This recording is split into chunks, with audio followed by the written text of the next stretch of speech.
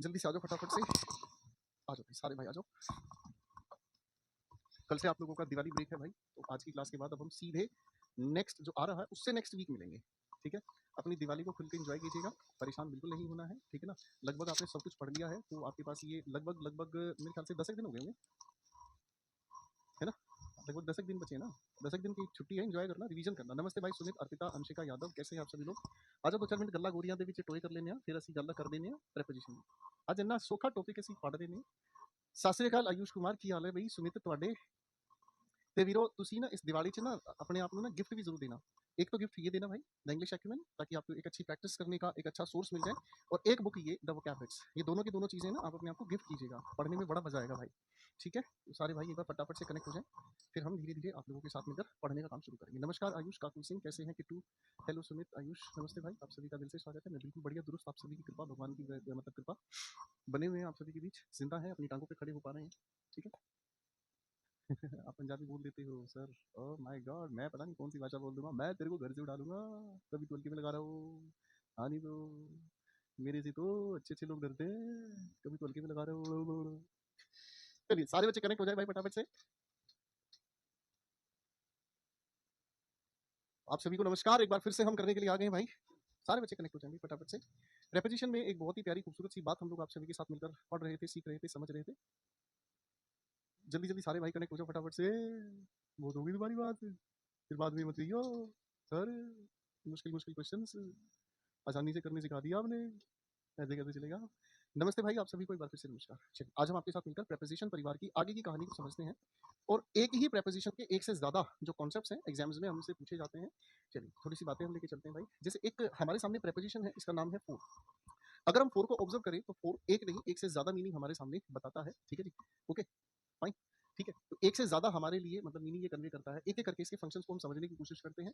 सबसे ज्यादा जो इसका यूज होता है वो ड्यूरेशन बताने के लिए यूज होता है, ठीक है ना जी, ओके। और ड्यूरेशन जब बताने का काम करता है तो सर ये अर्थ में कभी कभी के लिए, कभी कभी ये हमारे सामने तक का अर्थ भी हमें देने का काम करता है। मेरी बात समझ रहे हैं, ठीक है ना। तक या के लिए की अगर हम बात करते हैं तो ये हमें किसी भी टेंस में यूज होते हुए दिखाई देता है, किसी भी टेंस में हम इसका यूज कर सकते हैं।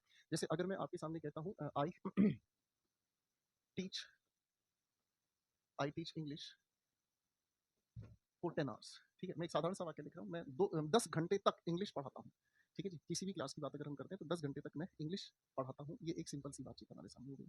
अगर ड्यूरेशन परिवार में ही हम समझें तो इसका एक दूसरा अर्थ भी निकल कर आता है, जिसे हम से कहते हैं। और जब इस से के बारे में हम समझने की कोशिश करते हैं तो इसे हम परफेक्ट कॉन्टिन्यूस टेंस में यूज करते हैं, ठीक है ना। और परफेक्ट कॉन्टिन्यूस में जैसे अगर मैं आप लोगों के सामने कहता हूँ she has been, she has been sleeping for 3 hours, यानी कि 3 घंटे से वह सो रही है, 3 घंटे उसको हो चुके हैं, सोने का काम वो अभी भी कर रही है, ठीक है जी। आगे अब इस पर्पस के बारे में हम आगे को बात समझेंगे, तो यही जो हमें फोर है ये हमें पर्पस बताने का काम करता है, ठीक है ना। फोर हमें पर्पस बताने का काम करता है।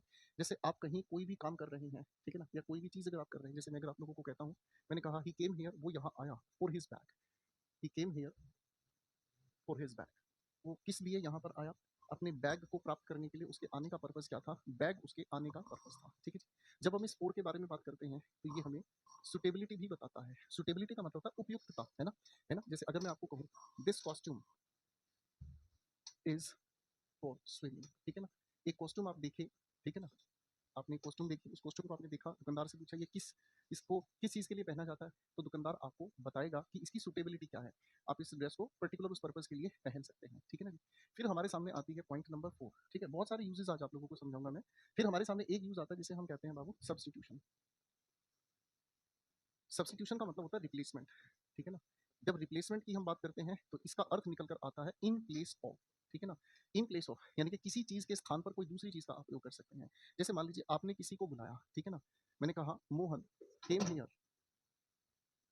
For mister Sharma. भाई आना यहाँ पर किसको था, मिस्टर शर्मा को। अब मिस्टर शर्मा की बजाय, इस फोर का मतलब यहाँ पर आता है की बजाय, यानी कि के स्थान पर। आना मिस्टर शर्मा को था, लेकिन मिस्टर शर्मा के आने की बजाय यहाँ पर कौन आ गया, मिस्टर शर्मा की जगह मोहन आ गया, ठीक है भाई, ओके बाबू। फिर हमारे सामने अगला इसी का एक और सेंस आता है जो बताने का काम करता है, क्या चीज, रीजन। रीजन की अगर हम बात करते हैं तो रीजन बताने के लिए हमें यूज करना पड़ता है इसके साथ for। कोई भी जो कारण हम बताने की कोशिश करते हैं, ठीक है ना, अगर आप इसकी मीनिंग को समझने की कोशिश करें तो इसका मीनिंग अपने आप में निकलता है बिकॉज ऑफ। थोड़ी सी इस बात को समझने की कोशिश करना। जैसे मैंने कहा the baby could not sleep और फीवर। अब इसका मतलब क्या हुआ, जो बच्चा है वो सो नहीं पाया। क्यों नहीं सो पाया भाई, वो इसलिए नहीं सो पाया क्योंकि उसे बुखार था, फीवर की वजह से, फीवर के कारण वो इंसान सो नहीं पाया। ठीक है बच्चे, ओके। आप इनके अलावा भी कुछ एग्जांपल्स खुद से भी बना सकते हैं, क्योंकि बहुत सारे इसके मैं फंक्शन बता रहा हूँ, तो मैं एक एक एग्जांपल से इस चीज को सेटिस्फाई करा रहा हूँ। ठीक है ना, कारण ये ना, मैं एक ही पॉइंट के बहुत सारे एग्जांपल्स दूंगा तो फिर तो मतलब वो रायता बन जाएगा, है ना। जर्नी का कोई एंड अगर बताना चाहते हैं, जर्नी का एंड का मतलब हमें समझ में आता है जब आप बताने की कोशिश करते हैं हेडिंग टू, है ना, आप किस तरफ जा रहे हैं। उदाहरण से समझने की कोशिश करना, जैसे मैंने एक एग्जांपल आपके सामने लिखा, Reena left for her college, यानी कि रीना अपने घर से निकली, रीना अपने घर से निकली। अब रीना अपने घर से निकली तो वो किस, कहाँ जाने के लिए निकली है, आप कहेंगे सर वो अपने कॉलेज जाने के लिए निकली है। ठीक है ना, तो उसकी जर्नी कहाँ एंड होगी, उसके अपने कॉलेज जाकर उसकी जर्नी एंड होगी। ठीक है बच्चे, फिर हमारे सामने एक पॉइंट आता है जिसे हम कहते हैं क्या, एक्सचेंज। एक्सचेंज का मतलब क्या होता है, एक्सचेंज का मतलब हमें समझ में आता है, जैसे एक सिचुएशन में आपके सामने क्रिएट करता हूँ। ठीक है ना, ठीक है ना, you can have this shirt, you can have this shirt for rupees 2000। ठीक है ना, जैसे मान लीजिए एक सिचुएशन हम क्रिएट करते हैं, एक दुकानदार भाई है, ठीक है ना, उसने दुकानदार से पूछा, हाँ भाई, एक लड़का है, उसने दुकानदार भाई से पूछा, हाँ भाई ये शर्ट कितने की है। तो भाई साहब, दुकानदार ने कहा, सर आप मुझे इसके लिए 200 रुपये दो, ये शर्ट आपकी हो जाएगी। तो क्या हुआ, आप कहेंगे सर यहाँ से आप किसी भी इंसान को 2000 रुपये देंगे, ठीक है ना, यहाँ से आपको सामने से क्या मिल जाएगी, शर्ट मिल जाएगी। वेरी सिंपल, आप ये समझे। सो एक चीज दूसरी चीज आपको मिल जाती है। ठीक है भाई, ओके। फोर प्रेपोजिशन के लिए एक आठवां पॉइंट भी हमें समझ आता है, फोर प्रेपोजिशन के लिए आठवां पॉइंट भी हमें समझ में आता है, और इसे हम कहते हैं एक्सटेंशन। एक्सटेंशन का मतलब होता है क्या चीज, एक्सटेंशन का मतलब होता है कोई चीज कहाँ तक, है ना, कोई चीज कहाँ तक फैली हुई है या कितनी दूर तक वो चीज चली जाती है। जैसे कभी कभी, ठीक है ना जी, जैसे कभी कभी, ठीक है, हमें ये देखने को मिलता है, जैसे आप हाईवे पे चढ़ जाते हो, ठीक है ना जी, हाईवे पे चढ़ जाते हो, तो हाईवे पर गाड़ी चला रहे हो आप करीब 100 की स्पीड से, है ना, उसके बाद एकदम से रोड टूटा आता है, ठीक है ना, और वहां पर लिखा होता है the road is under maintenance, the road is under maintenance for 10 kilometre. आपको आगे तक ये जो रास्ता है 10 किलोमीटर तक की जो एक्सटेंशन है, ये आपको डैमेज मिलेगा। मेरी बात समझ, अरे हाँ, जैसे आप बैच पढ़ते हैं, मैं अगर कहता हूँ this batch is valid, this batch is valid for 7 months या 2 ईयर्स, 2 वर्ष तक आप इस बैच की पढ़ाई कर सकते हैं। ठीक है, अलग अलग मीनिंग के अनुसार, प्रेपोजिशन एक ही है, फोर अलग अलग मीनिंग निकल कर आ रहे हैं। ठीक है ना, फिर हम इसी के अंदर एक बेनिफिशियरी पॉइंट भी बता देते हैं। बेनिफिशियरी उस इंसान को कहते हैं जो किसी बेनिफिट का रिसीवर होता है, प्राप्त करता होता है, किसी को बेनिफिट मिलने वाला होता है। आप मेरी बात समझ रहे हैं, किसी के लिए कुछ आप काम करते हैं तो वो उसका लाभ प्राप्त करने वाला होता है ना। जैसे मान लीजिए मेरे बच्चों, आप फ्लावर्स लेके गए, है ना, आपने कहा these flowers are for Renu, तो सर फ्लावर्स को कौन प्राप्त करेगा, फ्लावर्स को कौन प्राप्त करेगा, है जी, तो आप कहेंगे फ्लावर्स को प्राप्त करने वाला रेनू है। जैसे अगर मैं आपको कहूँ free bus service for students, तो सर फ्री बस सर्विस का फायदा कौन उठाएंगे, स्टूडेंट्स उठाएंगे। मेरी बात समझिए, खाली देखो एक और चीज प्यारी सी बताता हूँ, 10 पॉइंट। ठीक है ना, इसका मतलब निकलता है in favour of. In favour of का मतलब क्या होता है, जिसको आप कोई भी अमाउंट वगैरह प्रोवाइड करने वाले हैं, जिसको आप कोई भी अमाउंट प्रोवाइड कराने वाले हैं। चेक काटते हैं किसी के नाम का, ठीक है ना जी, जैसे आपने यहाँ लिखा 4, चेक को ध्यान से देखोगे तो 4 लिखा मिलेगा, यहाँ अमाउंट बॉक्स होता है एक, समझ रहे, ठीक है जी, यहाँ पर आप 4 लिखे, यहाँ रुपीज लिख देते हैं, यहाँ बैंक की डिटेल्स होती है, यहाँ आप अपनी साइन घुमा देते हैं। ठीक है, ओके, चेक काटने का काम करते हैं, ठीक है ना, चेक काटने का काम करते हैं और अंकित, ठीक है ना जी, और चेक काटा हमने कितने रुपये का भाई, 500 रुपये का, है ना, यहाँ पर अच्छा यहाँ तो वर्ड्स में लिखना है, लो भाई 500 रुपीज, यहाँ पर आप डिजिट में लिखते हैं। ओके, तो ये जो 4 कौन है, रिसीवर, प्राप्त करने वाला, जिसको वो चीज मिलेगा, है ना। अब जैसे अगर मैं यहीं पर कहता हूँ the check is for, the check is for Ankita, ठीक है जी, correct, the person is the receiver of that amount, correct है, फाइन। तो चलो 4 के बारे में कई सारे पॉइंट्स हमने समझे। अब मेरे बच्चों इसी चीज को थोड़ा आगे बढ़ाते हैं, हमें 2 शब्द कई जगह पर परेशान करते नजर आएंगे। एक शब्द तो हमें कभी कभी देखने को मिलेगा बिकॉज, और एक शब्द हमें देखने को मिलेगा बिकॉज ऑफ। इन दोनों के दोनों शब्दों के बीच नन्हा सा प्यारा सा एक फर्क हमें देखने को मिलेगा। ठीक है ना, इन शब्दों के बीच एक नन्हा सा प्यारा सा एक शब्द हमें देखने को मिलेगा, आई मीन एक फर्क हमें देखने को मिलेगा। आइए इनके फर्क को आपके साथ मिलकर समझने का काम करें। ठीक है जी, हाँ कि नहीं, मेरी बात समझ में आ गई। ठीक है, एक है बिकॉज और एक हो गया हमारे सामने बिकॉज ऑफ, करेक्ट है। हाँ कि नहीं, चेक की स्पेलिंग यही होती है बेटा, CHEQUE, ये चेक वो होता है जो किसी के लिए पेमेंट की जाती है। ठीक है जोगिंदर, ओके फाइन। ये चेक का मतलब तो ये होता है किसी चीज को जांच करना। बिकॉज अपने आप में पार्ट्स ऑफ स्पीच के अनुसार एक कंजंक्शन होता है, ठीक है ना, और कंजंक्शन का मतलब क्या होता है, जो कनेक्ट करने का काम करेगा किसी को, एक वर्ड के साथ वर्ड को, फ्रेज के साथ फ्रेज को, या फिर अगर मैं कहूँ क्लॉज के साथ क्लॉज को। ठीक है ना, तो ये अपने आप में कनेक्ट करने का काम करता है, आपस में जोड़ने का ये काम करता है भाई। ठीक है दोस्त, ये आपस में एक दूसरे के साथ जोड़ने का काम करता है मेरे भाई। ठीक है जी, हाँ कि नहीं? चलो यहाँ पर एक उदाहरण लिख देता हूँ, जैसे मैंने आपके सामने कहा, he did not come because he was ill, ठीक है? वो इसलिए नहीं आया क्योंकि वह बीमार था। तो जब कंजंक्शन के काम कर रहा है, तो कंजंक्शन ने इस बात को आप लोगों के सामने अच्छे से समझा दिया। कि ये कनेक्ट करने का काम कर रहा है, ठीक है? लेकिन अगर आप इस बात को ध्यान से देखेंगे, बिकॉज़ के साथ यहाँ क्या जुड़ गया है? ऑफ। बिकॉज़ के साथ यहाँ पर क्या जुड़ गया है मेरे भाई? अगर आप बिकॉज़ के साथ यहाँ पर ऑफ को जोड़ रहे हैं, तो ये अपने आप में प्रेपोज़िशन की तरह से काम करता है। ये अपने आप में प्रेपोज़िशन की तरह काम करता है। हिंदी में इसका अर्थ निकलता है के कारण। हिंदी में इसका जो अर्थ निकलता है, वो निकल कर आता है क्या चीज़? के कारण, किसी भी चीज़ का कारण। और आप ये समझ ही गए कि प्रेपोज़िशन के बाद हम हमेशा क्या यूज़ करते हैं? ऑब्जेक्टिव केस यूज़ करते हैं। क्या यूज़ करते हैं? ऑब्जेक्टिव केस यूज़ करते हैं। यानी कि बिकॉज़ ऑफ के बाद हमें क्या चाहिए? बिकॉज़ ऑफ के बाद हम लोगों को चाहिए ऑब्जेक्टिव केस। ऑब्जेक्टिव केस एक वर्ड का भी हो सकता है, एक फ्रेज़ का भी हो सकता है, लेकिन हमें क्या ध्यान रखना है? इसके ठीक बाद सेंटेंस नहीं, इसके ठीक बाद हमें क्लॉज नहीं। इनके बाद सेंटेंस या क्लॉज हमें नहीं चाहिए, ठीक है? अब मेरे बच्चों ऊपर लिखे हुए सेंटेंस को ही अगर मैं कहूँ ही डिड नॉट कम, आगे मैंने लिख दिया बिकॉज ऑफ, तो यहाँ पर मुझे क्या कहना चाहिए? Illness, his illness. तो आप इसमें क्या मार्क करेंगे? आप इसमें क्या मार्क करेंगे? तो आप ये कहेंगे, देखो सीधी सी बात हमें ये समझ में आ रही है सर, यहाँ बिकॉज ऑफ एक प्रेपोजिशन है, इल अपने आप में एडजेक्टिव है, प्रेपोजिशन के बाद एडजेक्टिव का कोई लेना देना नहीं। बिकॉज ऑफ इलनेस, इलनेस अपने आप में नाउन है, आ सकता है, लेकिन इलनेस है किसकी? जब तक इस इलनेस को इस ही के साथ हम नहीं जोड़ेंगे, पॉजेसिव नहीं बनाएंगे, तो ये बात अपने आप में अधूरी रह जाएगी। हिज के साथ इल लिखना अपने आप में गलत है। हिज अपने आप में एक पॉजेसिव एडजेक्टिव है, पॉजेसिव बताने वाला शब्द है। अब इस पॉजेसिव के साथ एडजेक्टिव में नाउन हमें चाहिए, तो हमारे पास करेक्ट आंसर क्या होगा? His illness. इसमें पॉइंट है, ठीक है जी? हाँ कि नहीं?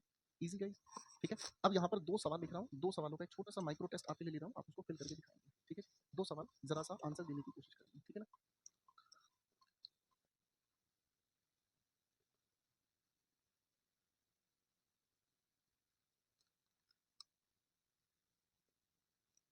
एक बार बनाने की कोशिश करेंगे।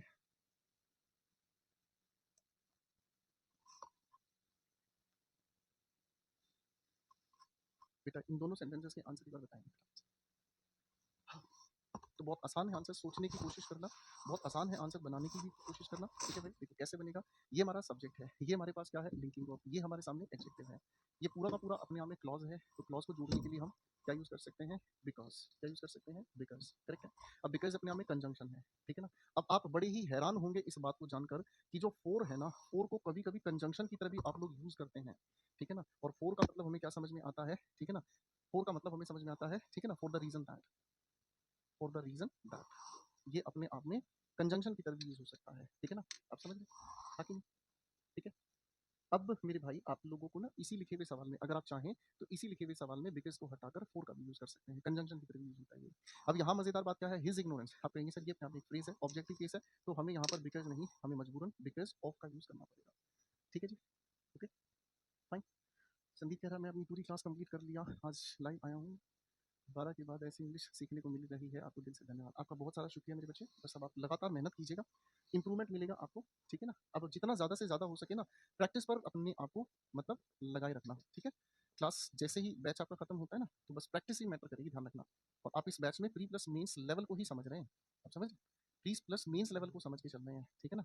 जिन पेपर में प्री और मेंस दो लेवल होते हैं पेपर के, ठीक है ना जी? एनडीए हो, सीडीएस हो, प्री हो, मेंस हो, बैंक हो, ठीक है भाई, टीचिंग हो, हर जगह पर आपको मेरी बहुत बहुत मदद मिलेगी। आप बस एक रिक्वेस्ट कर रहा हूँ, आप बस अपनी क्लासेस को रिवाइज अच्छे से कर लिएगा भाई, ठीक है ना? क्योंकि जो भाई रिवाइज नहीं करते ना, वो भटकते भटकते भी कहीं नहीं पहुंच पाते। ओके, दो शब्द हमारे सामने, ओविंग टू, ड्यू टू। देखो मजेदार बात सिखाऊंगा, ऐसी बात सिखाऊंगा जो दिल को छू जाए। ओविंग टू का मतलब भी होता है बिकॉज ऑफ, हिंदी में के कारण। ओविंग टू का अर्थ भी होता है बिकॉज ऑफ, इसका मतलब भी होता है के कारण। दोनों कारण बताने के लिए यूज होते हैं, ठीक? चलो हिंदी लिख ही देता हूँ आपके लिए, है ना? इसका अर्थ होता है के कारण, इसका अर्थ होता है के कारण, ठीक है? दोनों का अर्थ होता है किसी चीज का कारण बताने की कोशिश करना। ओके, अब देखो बहुत प्यारा सा कॉन्सेप्ट है, पहले कॉन्सेप्ट समझो फिर क्वेश्चंस बनाएंगे हम आपके साथ, है ना? जब हम बात करते हैं ओविंग टू के साथ, तो ओविंग टू के साथ हमें लिखा हुआ चाहिए नाउन। ओविंग टू के साथ हमें लिखा हुआ चाहिए नाउन, ठीक है? और जब ओविंग टू के साथ लिखा हुआ ये नाउन पूरा का पूरा हमारे सामने फ्रेज बनता है, तो ये कौन सा फ्रेज बनता है? एडवर्ब फ्रेज बनता है। और आप जानते हैं एडवर्ब फ्रेज किसकी विशेषता बताता है? या तो किसी वर्ब की, या किसी एडजेक्टिव की, या फिर किसी अनदर एडवर्ब की, ठीक है? अनदर नहीं लिख रहा हूँ, समझ जाइएगा, ठीक है? ओके फाइन, इजी, ठीक है? कोई इशू नहीं है, ठीक है? अब हमारे सामने अगर ड्यू टू लिखा हुआ है, हमारे सामने अगर ड्यू टू लिखा हुआ है, तो अगर किसी भी ड्यू टू के किसी भी लिखे हुए वाक्य में अगर ड्यू टू हमें लिखा मिला तो ड्यू टू हम नाउन के साथ जोड़कर चलते हैं और ये अपने आप में एडजेक्टिव फ्रेज का काम करता है। और एडजेक्टिव फ्रेज का मतलब हमें समझ आता है कि ये किसको क्वालिफाई करेगा, किसी भी नाउन या प्रोनाउन का। ठीक है, थोड़ी सी बात अगर ये समझ आई आपको, थोड़ी सी बात अगर ये आपको बात समझ आई, मैं आपके सामने एक माइक्रो टेस्ट लिख रहा हूँ, 5 सवाल दूंगा, उसमें due to owing to fit करके दिखाना।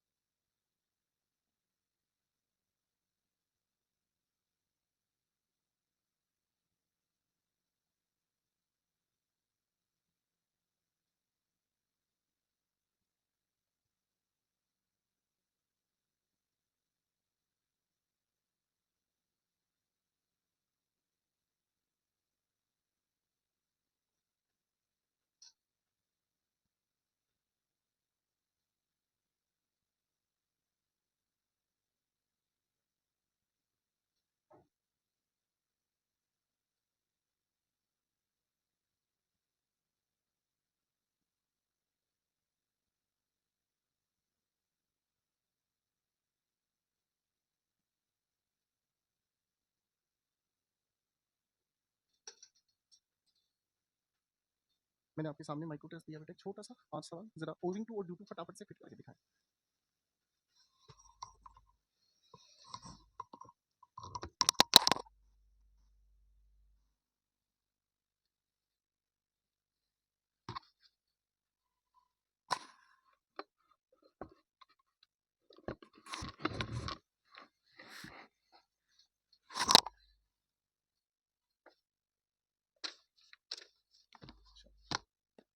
अब इनके आंसर्स को मेरे साथ लगा दीजिए। वह नहीं आई, ये हमारा सब्जेक्ट है, ये हमारी हेल्पिंग वर्ब, ये मेन वर्ब है।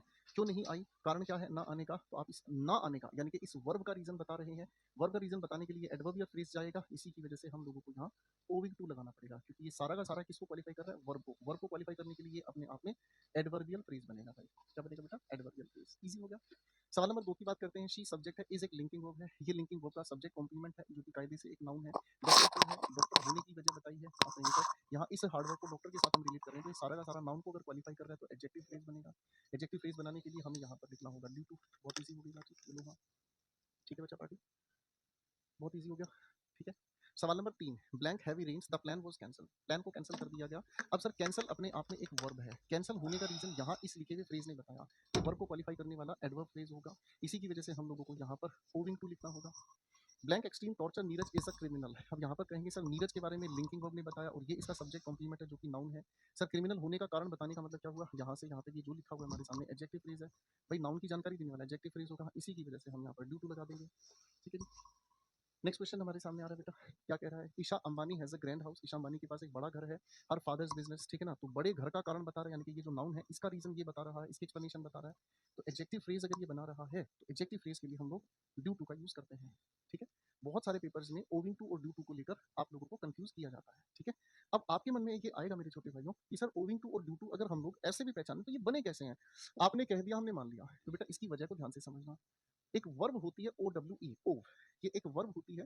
ठीक है ना, और ओव का मतलब होता है किसी चीज के प्रति किसी का देनदार होना। ठीक है ना, ओ के साथ आपने आईएनजी को जोड़ दिया तो ये क्या बना है, वर्ब से बना हुआ फ्रेज हो गया, नहीं वर्ब से बना हुआ एक वर्ड हो गया, है कि नहीं। ठीक है, और जब ये दोनों आपस में हमने मिलाकर आपके लिए ओविंग टू लिखा तो आप इसको क्या कहेंगे, आप इसको कंपाउंड प्रेपोजिशन कह देंगे।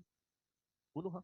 ठीक है ना, तो जो वर्ब से बना है वही तो एडवर्ब बनेगा, जो वर्ब से बना है वही तो एडवर्ब बनेगा, है कि नहीं। और अगर ड्यू टू शब्द को हम समझने की कोशिश करें, ड्यू अपने आप में नाउन है, ड्यू का मतलब ये होता है देनदारी होना। ठीक है, और इसी ड्यू से बना है क्या चीज, ड्यू टू। तो ये जो यहाँ पर हमारे सामने कंपाउंड प्रेपोजिशन बनी है, ये अपने आप में क्या काम कर रही है, नाउन को, नाउन का रीजन बताने के लिए। ये डिफरेंस समझ आ जाएगा, याद रख पाओगे इस प्यारी सी बात को, बोलो हाँ। ये बात अच्छे से याद रख पाओगे बच्चों, जरा प्यार से हाँ बोल दीजिएगा। चलिए अगले क्वेश्चन की ओर बढ़ते हैं। ठीक है, अब मैं आपके लिए एक प्रेपोजिशन डिस्कस करना चाहूंगा, ऑफ। ठीक है ना, इस ऑफ की भी बहुत लंबी चौड़ी कहानी है, इसके भी बहुत सारे अलग अलग एप्लीकेशंस हैं जो आपके एग्जाम्स में पूछे जाते हैं। सारे बच्चे एक बार मुझसे प्यार से कनेक्ट हो जाइए। ठीक है, ओके, अब ध्यान से समझने की कोशिश करते हैं। ठीक है, ओके, देखो सबसे पहले मेरे बच्चों इसका जो यूज है ना, ऑफ का अलग तरह के कई तरह के यूज हम करेंगे। ठीक है ना, तो सबसे पहला जो इसका मीनिंग है, हम डेट बताने के लिए, डे बताने के लिए टाइम बताने के लिए इसका यूज़ कर सकते हैं, ठीक है ना जी। डेट या टाइम बताने के लिए यूज़ कर सकते हैं। जैसे मान लीजिए भाई मेरा जो बर्थडे होता है 23 ऑफ नवंबर, ठीक है, यानी कि नवंबर के महीने का एक दिन मैंने आपको बता दिया, समझ में आपने। भाई आप अगर किसी को समय बताओगे, चलो ठीक है आज शाम को 6 o'clock हम मिलेंगे। अब अगर कोई आपसे ये पूछे बेटा इस ओ का मतलब क्या होता है, आप कहेंगे सर ओ का मतलब होता है ऑफ, ठीक है ना। क्या कहते हैं इसको, फाइन, ऑफ हम कहते हैं, ठीक है भाई। तो डेट या टाइम बताने के लिए हम इस प्यारे से छोटे से शब्द का प्रयोग करते हैं। मेरी बात समझ रहे हैं, ठीक है। जोगिंदर शुरुआत में बता दिया था बेटा, आप बाद में आराम से देखना, बार बार ये बकैती करने से थोड़ी बाबू कुछ होगा। हद कर दिया यार आपने, पढ़ नहीं रहे, इतना इंटरेस्टिंग पॉइंट पढ़ रहे होते भाई, उसके बीच में कैसे ले आते आप ये बकैती बेटा। चलिए कोई बात नहीं, सब ठीक हो जाएगा। इसी का एक और यूज हमें करना है जिसे हम कहते हैं पार्टिटिव यूज। पार्टिटिव का मतलब होता है जो किसी का पार्ट बताए, किसी भी चीज का हिस्सा हमें बताए, समझ रहे, ठीक है ना। जब हम किसी भी चीज का पार्ट बताएं, हिस्सा बताएं, ठीक है ना जी। जब हम किसी को क्या कहते हैं, किसी के टुकड़े को बताएं, जैसे अगर मान लो, चलो उदाहरण से समझ में ये आएगा, ठीक है ना। मैंने आपको कहा the students of this class are sincere. भाई इस क्लास के सभी जो बच्चे हैं ना बहुत सिंसियर हैं, बहुत ही अच्छे हैं, बहुत मेहनत करने वाले बच्चे हैं, ठीक है जी। आगे फाइन, बहुत मेहनत करने वाले हैं, ठीक है। फिर हमने इस ऑफ का डिग्रीज ऑफ कंपैरिजन के वक्त भी कंसेप्ट समझा, जिसे हम कहते हैं सिलेक्शन आउट ऑफ कंपैरिजन, ठीक है ना। कंपैरिजन को छोड़कर किसी एक को चूज करना, उसमें भी हम ऑफ का यूज करते हैं, ठीक है ना। एक एग्जाम्पल लिख रहा हूँ, ध्यान से समझने का काम करेंगे भाई। मैंने कहा Radha is the taller of the twins. Twins का मतलब होता है जुड़वा, ट्विंस का मतलब होता है जुड़वा। हमारे सामने जुड़वा है, दो में से हमने राधा को ज्यादा टॉल पहचाना, तो जो दो में से एक हमने सेलेक्ट किया वो अपने आप में ज्यादा है, ठीक है ना जी। तो ऐसे सिलेक्शन के लिए हम ओ का यूज करते हैं, इसका यूज करते हैं, ओ का यूज करते हैं, ठीक है ना। अगर मैं आपको कहता हूँ Shubman Gill is the most handsome of all the Indian cricketers, ठीक है, ये भी बहुत प्यार से समझ आ गया है ना। तो इसमें जो डिग्रीज ऑफ कंपैरिजन वाले परिवार में हम बात कर रहे हैं, कंपैरेटिव डिग्री या सुपरलेटिव डिग्री में हम ऑफ का कैसे यूज करते हैं, ये आपको एडजेक्टिव्स में डिग्रीज ऑफ कंपैरिजन के वक्त मैंने समझाया, ठीक है। हाँ कि नहीं। फिर मेरे भाई हमने नाउन के दौरान इसका यूज सीखा जब हम नॉन लिविंग का पोजेशन बताते हैं, ठीक है। नॉन लिविंग का पोजेशन कैसे बताते हैं, ध्यान से समझिएगा भाई।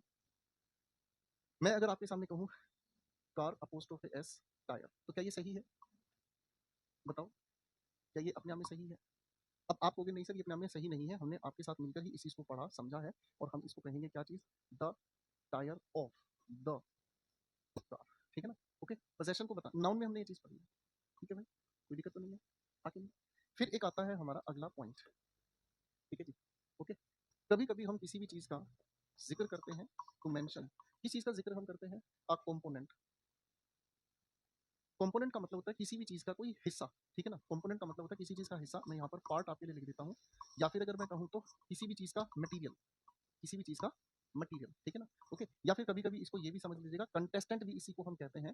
कंटेस्टेंट का मतलब होता है जो पार्टिसिपेट कर रहा होता है। कंटेस्टेंट को समझने के लिए आप लोग यहाँ कंटेस्टेंट को समझने के लिए ये भी समझ सकते हैं जो हमने यहाँ पर इस एग्जाम्पल से समझा, ठीक है ना। भाई इस क्लास को बनाने के लिए सारे स्टूडेंट्स है ना, सारे स्टूडेंट्स ही तो मिलकर कंटेस्ट कर रहे हैं, तभी तो क्लास बनी है। क्या आप मेरी बात समझ रहे हैं, ठीक है, सारे स्टूडेंट्स मिलकर इस चीज को कंटेस्ट कर रहे हैं।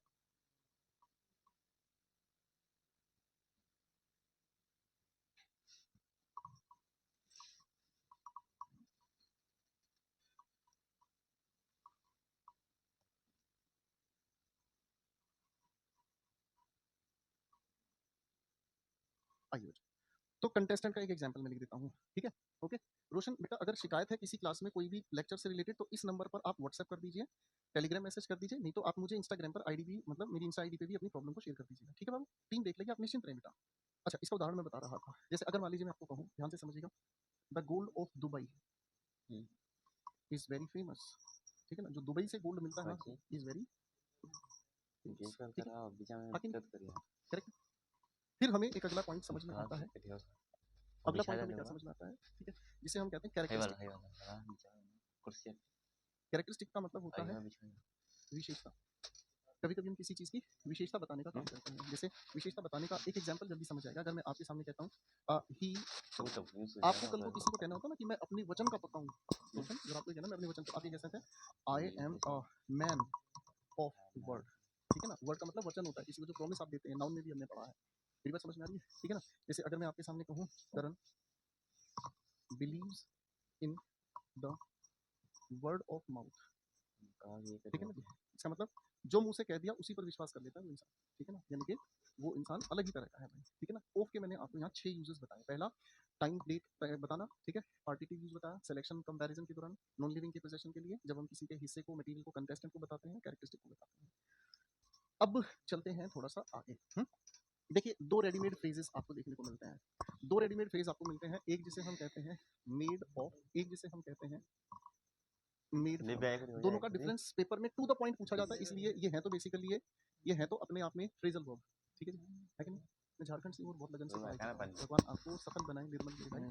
मेहनत करो, मेहनत ही आपकी किस्मत, आपके हालातों को बदलेगी। मेड ऑफ और मेड फ्रॉम ये दोनों के दोनों चेंज को बताते हैं, लेकिन मेड ऑफ बताता है फिजिकल चेंज को, यानी कि किसी चीज का फिजिकल चेंज आपने कर दिया है, और मेड फ्रॉम हमें बताता है केमिकल चेंज के बारे में, ठीक है। फिजिकल चेंज और केमिकल चेंज के बारे में समझिएगा। देखिए, अगर मान लो सिचुएशन को ध्यान से समझने की कोशिश करना, मान लो मेरे पास मिट्टी है, मैंने उस मिट्टी का एक बर्तन बना दिया, ठीक है ना, तो ये फिजिकल चेंज है। आप बर्तन को तोड़ के वापस मिट्टी बना सकते हो, रिवर्सिबल चेंज है ना। तो इस फिजिकल चेंज को हम रिवर्सिबल चेंज भी कह देते हैं, ठीक है ना। रिवर्सिबल का मतलब मूल रूप में इसमें परिवर्तन नहीं होता, मूल रूप में परिवर्तन नहीं होता, मूल रूप में परिवर्तन नहीं होता, जैसा है वैसा ही रहता है, ठीक है। अब अगर मैं आपको एक कोई मतलब कागज लेता हूँ, अगर मैं आपके सामने किसी कागज में आग लगा दूं, तो कागज जल के राख हो जाएगा।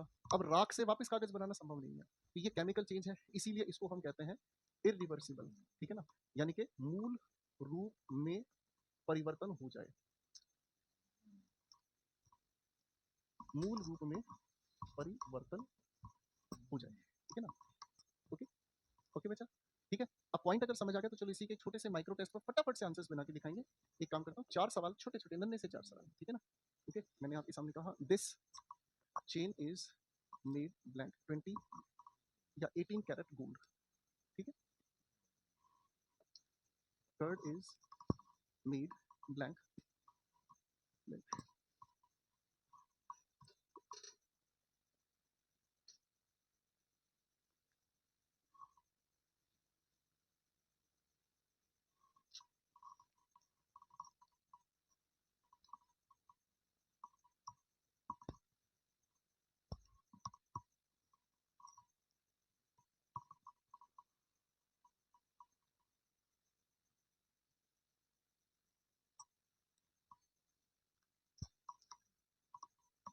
लो भाई, अपने आंसर्स पिक करके दिखाओ फटाफट से।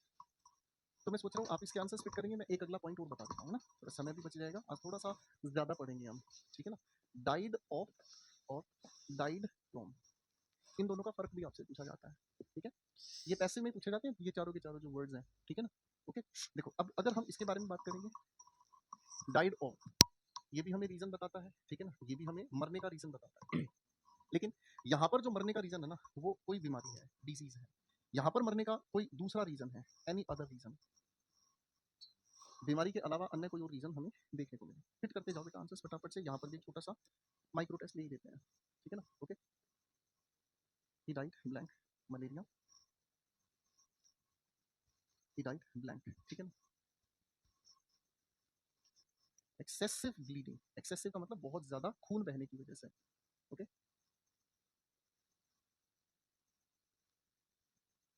चलो बेटा आंसर बताते चलेंगे।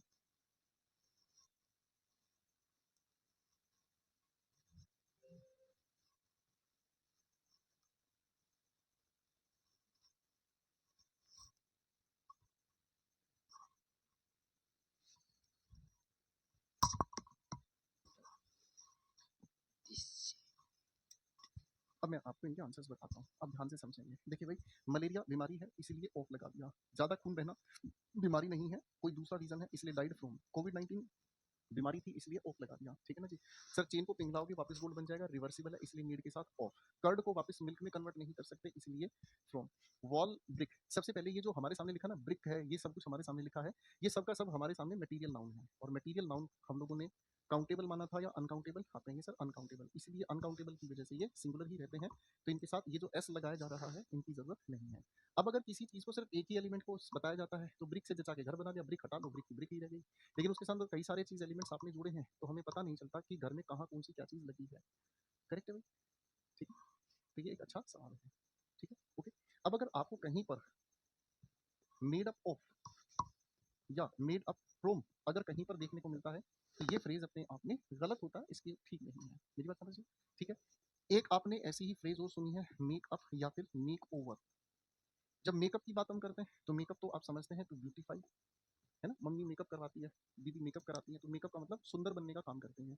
मेकअप का मतलब एक और होता है डिसाइड करना, है ना। कभी कभी आप अपने दोस्त को भी कहते हैं तू अपना माइंड मेकअप कर ले, जस्ट मेकअप योर माइंड। क्या करना चाहते हो, सीरियस की तैयारी करना चाहते हो तो सीरियस के बारे में सोचना, ठीक है। फिर गली मोहल्ले में भटकने की जरूरत नहीं है। मेक ओवर का मतलब होता है टू रेनोवेट, किसी चीज को रेनोवेट करना मीन्स नया बनाना। आप अपने घर को मेक ओवर करते हैं, आप अपने घर को रेनोवेट करते हैं, दीवारों का रंग बदल दिया, ये वो सब कुछ बदल दिया, समझ रहे हैं, ठीक है ना। अच्छा भाई, इसी तरीके से डाई की बात अगर हम करते हैं फोर के साथ, ठीक है ना, तो किसी के लिए मर जाना, है ना। डाई का मतलब फोर के साथ अगर हम जोड़ते हैं तो किसी के लिए मर जाना। पर्पज ऑफ डेथ आप बताते हैं, जैसे अगर मैं कहता हूँ he died for his people, उदाहरण भी लिख देता हूँ। मैंने कहा he died for his people, वह अपने लोगों के लिए मर गया। वो अपने आप में एक आंदोलनकारी था, आंदोलनकारी होकर उसने लोगों के लिए लड़ाई की, ठीक है ना। ठीक है, लोगों के लिए लड़ाई की, तो लोगों की लड़ाई के लिए उसने अपनी जान गंवा दी, डाइड फॉर, ठीक है ना। एक और एक ईडियम भी होता है जिसे हम कहते हैं डाई इन हार्नेस। डाई इन हार्नेस, बेटा इस हार्नेस का मतलब क्या होता है, हार्नेस का मतलब होता है ड्यूटी, हार्नेस का मतलब होता है ड्यूटी। अगर कोई ऑफिसर ड्यूटी करते वक्त मर जाए, है ना, ये अपने आप में एक ईडियम होती है भाई, ठीक है ना। इसका मतलब होता है ड्यूटी करते वक्त गुजर जाना, ठीक है, ये अपने आप में एक ईडियम होती है, ठीक है। ओके, ठीक है भाई, चलो ये भी बात हमें दिल से समझ आ गई भाई। अब हम चलते हैं छोटी सी आगे बात पर। देखो एक प्यारी सी प्रेपोजिशन से आपको मिलाता हूँ, ठीक है ना। ध्यान से देखना, अभी थोड़ी देर पहले ओ एफ के बारे में हमने बात की थी, बोलो हाँ। थोड़ी देर पहले ओ एफ की बात हमने की थी, अब हम ओ डबल एफ की बात करेंगे, ठीक है। अब हम ओ डबल एफ की बात करेंगे। ये भी बहुत प्यारा सा प्रेपोजिशन है। सबसे पहले तो ये हमें बताने की कोशिश करता है डिसकंटिन्यू करना, ठीक है ना। किसी चीज को डिसकंटिन्यू करने की बात कर रहा होता है तो डिसकंटिन्यूटी हम इसके लिए कह देते हैं। डिसकंटिन्यूटी का मतलब क्या होता है, अब जो रेगुलर नहीं है, जो अपने आप में रेगुलर नहीं है, ठीक है ना। ऐसे मामले में ये खुद में ही एडजेक्टिव या एडवर्ब का बात करता है, ये खुद में ही प्रेपोजिशन नहीं रहता, फिर ये एडजेक्टिव एडवर्ब का काम कर जाता है।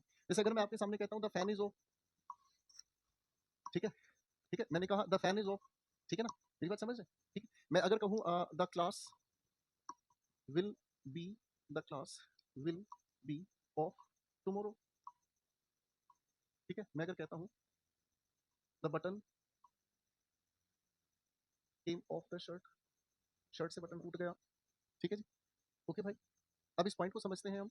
फैन हमारा सब्जेक्ट है, इज लिंकिंग वर्ब है, ये अपने आप में एडजेक्टिव का काम कर रहा है फैन के लिए। क्लास सब्जेक्ट है, विल के साथ ये बी लिखी लिंकिंग वर्ब है। ओ डबल एफ किसके लिए यूज हुआ है, क्लास के लिए, यानी कि एडजेक्टिव हुआ। यहाँ पर केम एक वर्ब है, वर्ब के साथ जुड़ा हुआ ये एडवर्ब हुआ। पहली बात समझ में आई, बोलो हाँ।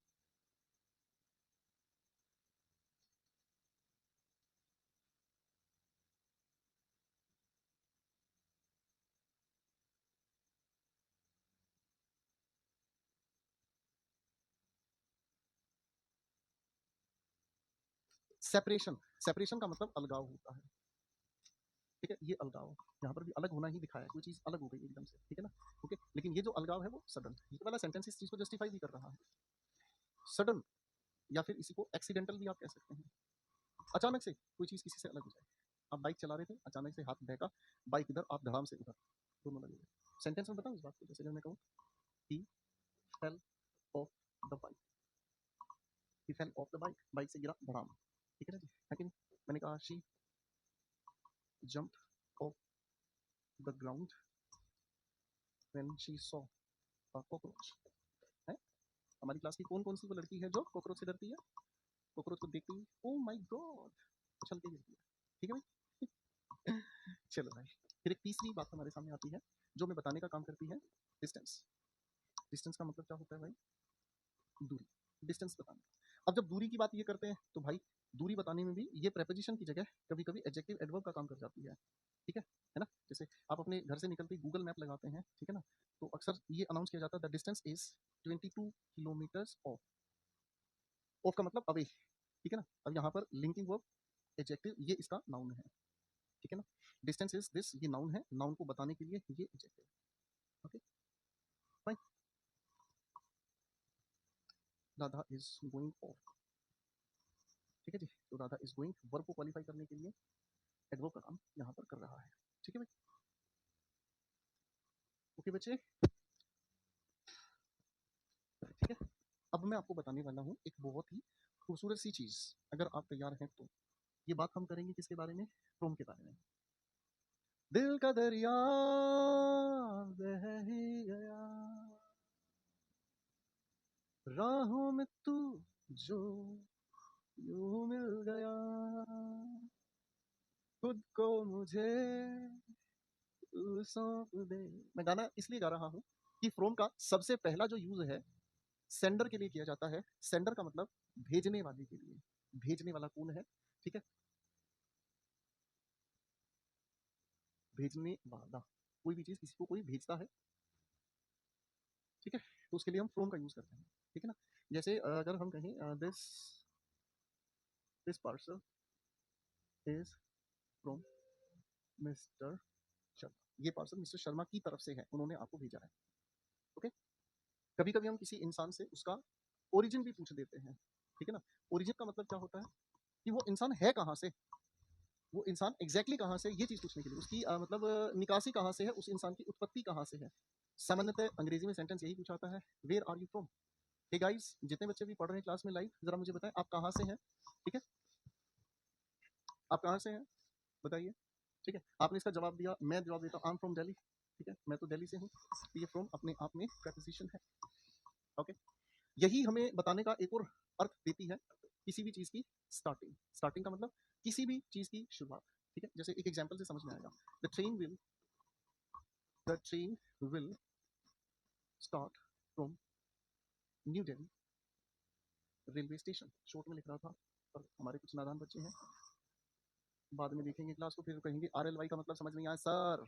परमेश्वर जी हैं झारखंड रांची से, अंशिका जी यूपी से हैं, काकुल जी मेरा भाई आगरा से है, जयपुर राजस्थान से है कि हमारा भाई। ठीक है जी, ओके, स्टार्टिंग बताने की कोशिश है ना। जैसे हम अगर कहते हैं द बैच विल स्टार्ट, ठीक है ना, द बैच विल स्टार्ट। ठीक है, तो बैच स्टार्ट होगा, ठीक है ना, ऑन 7th। ठीक है ना जी, तो ऑन का मतलब एग्जैक्ट डेट मैंने बता दिया आपको। ठीक है, और अगर मैं फ्रॉम की बात करता हूँ तो फ्रॉम 7th अगर लिखा है तो इसका मतलब फ्रॉम 7th का मतलब शुरू यहाँ से होगा, अंत भी बता रहा है।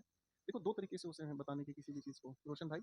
एक होता है कि आप किसी चीज की स्टार्टिंग बता रहे हो, बैच कब से शुरू होगा सर, तो आप कहेंगे 7 तारीख से। एग्जाम्पल है, डेट नहीं बता रहा हूँ, आप कहेंगे सर 7 तारीख से, तो ये 7 तारीख बताने का मतलब क्या हुआ, आपने एक एग्जैक्ट डेट बता दी। ठीक है, और फिर एक मीनिंग ये भी है कि सर अगर 7 को शुरू है तो खत्म कब होगा, तो फ्रॉम के साथ हम एंडिंग बिहेवियर को भी ले जाते हैं।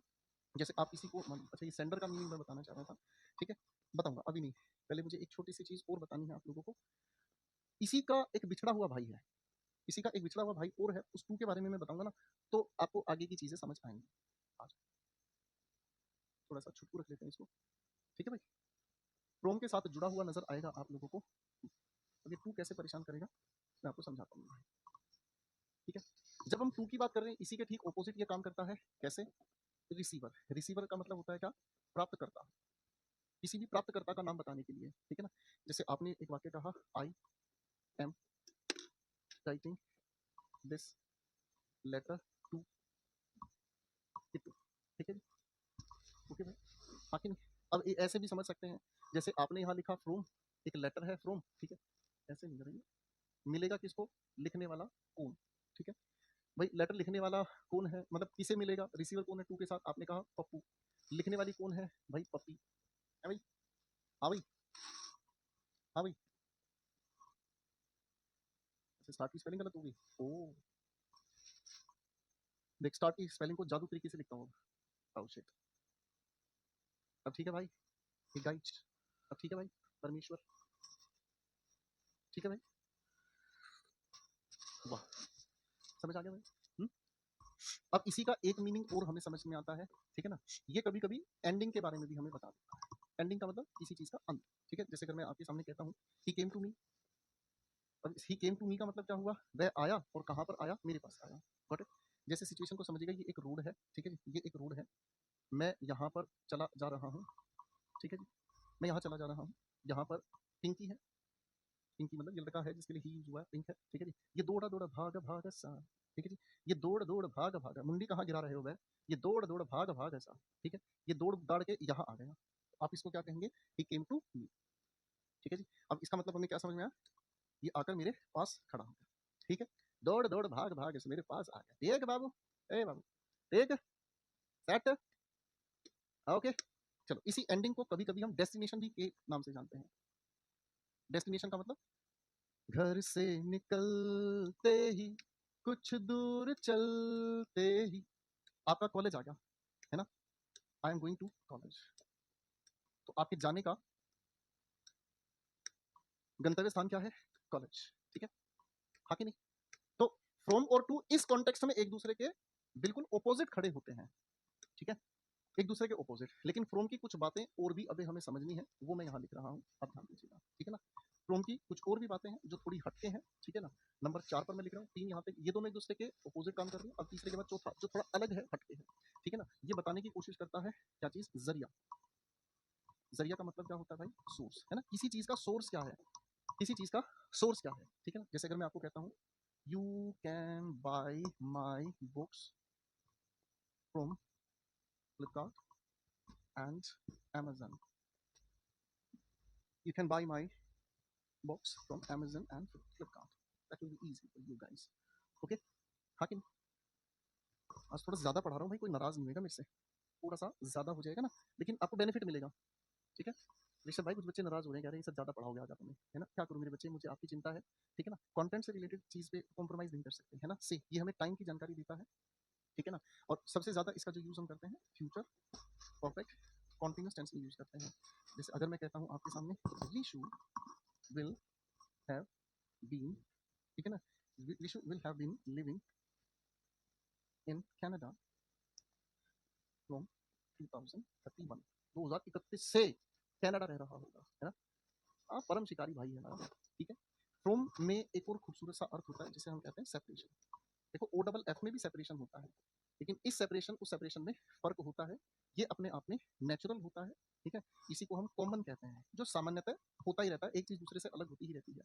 पेड़ से पत्तों का गिरना नेचुरल है, कॉमन है, समझ रहे। जैसे अगर मैं आपके सामने ये कहूँ the leaves are falling from the trees, सामान्यतः ये देखने को मिलता है, ठीक है। लेकिन छत से पंखा गिरना एक्सीडेंटल है, वहां हम कहेंगे the fan came of the ceiling, ठीक है भाई, ओके जी। चलो, तो ये भी बात अपनी जगह मजेदार हुई, ठीक है। अच्छा, एक पुरानी बात मुझे याद आई, कंजंक्शंस की बात मैं याद दिला रहा हूँ आप लोगों को। कंजंक्शंस में हम लोगों ने फ्रॉम के पेयर में टू को यूज किया, याद है भाई। फ्रॉम के पेयर में हमने टू को यूज किया, और मेरे भाइयों बिटवीन के पेयर में एंड का यूज किया, याद है भाई। जब फ्रॉम की बात हम करते हैं तो फ्रॉम प्रेपोजिशन है, टू प्रेपोजिशन है कि नहीं, बिटवीन प्रेपोजिशन है, एंड कंजंक्शन है, ठीक है ना। इनके पेयर बनाने हमें पता ही है, याद है, ठीक है। अब इन पेयर के साथ ये भी ध्यान रखना, फ्रॉम के साथ हम किसी भी चीज की स्टार्टिंग बताते हैं, तो टू के साथ हम किसी भी चीज की एंडिंग बताते हैं।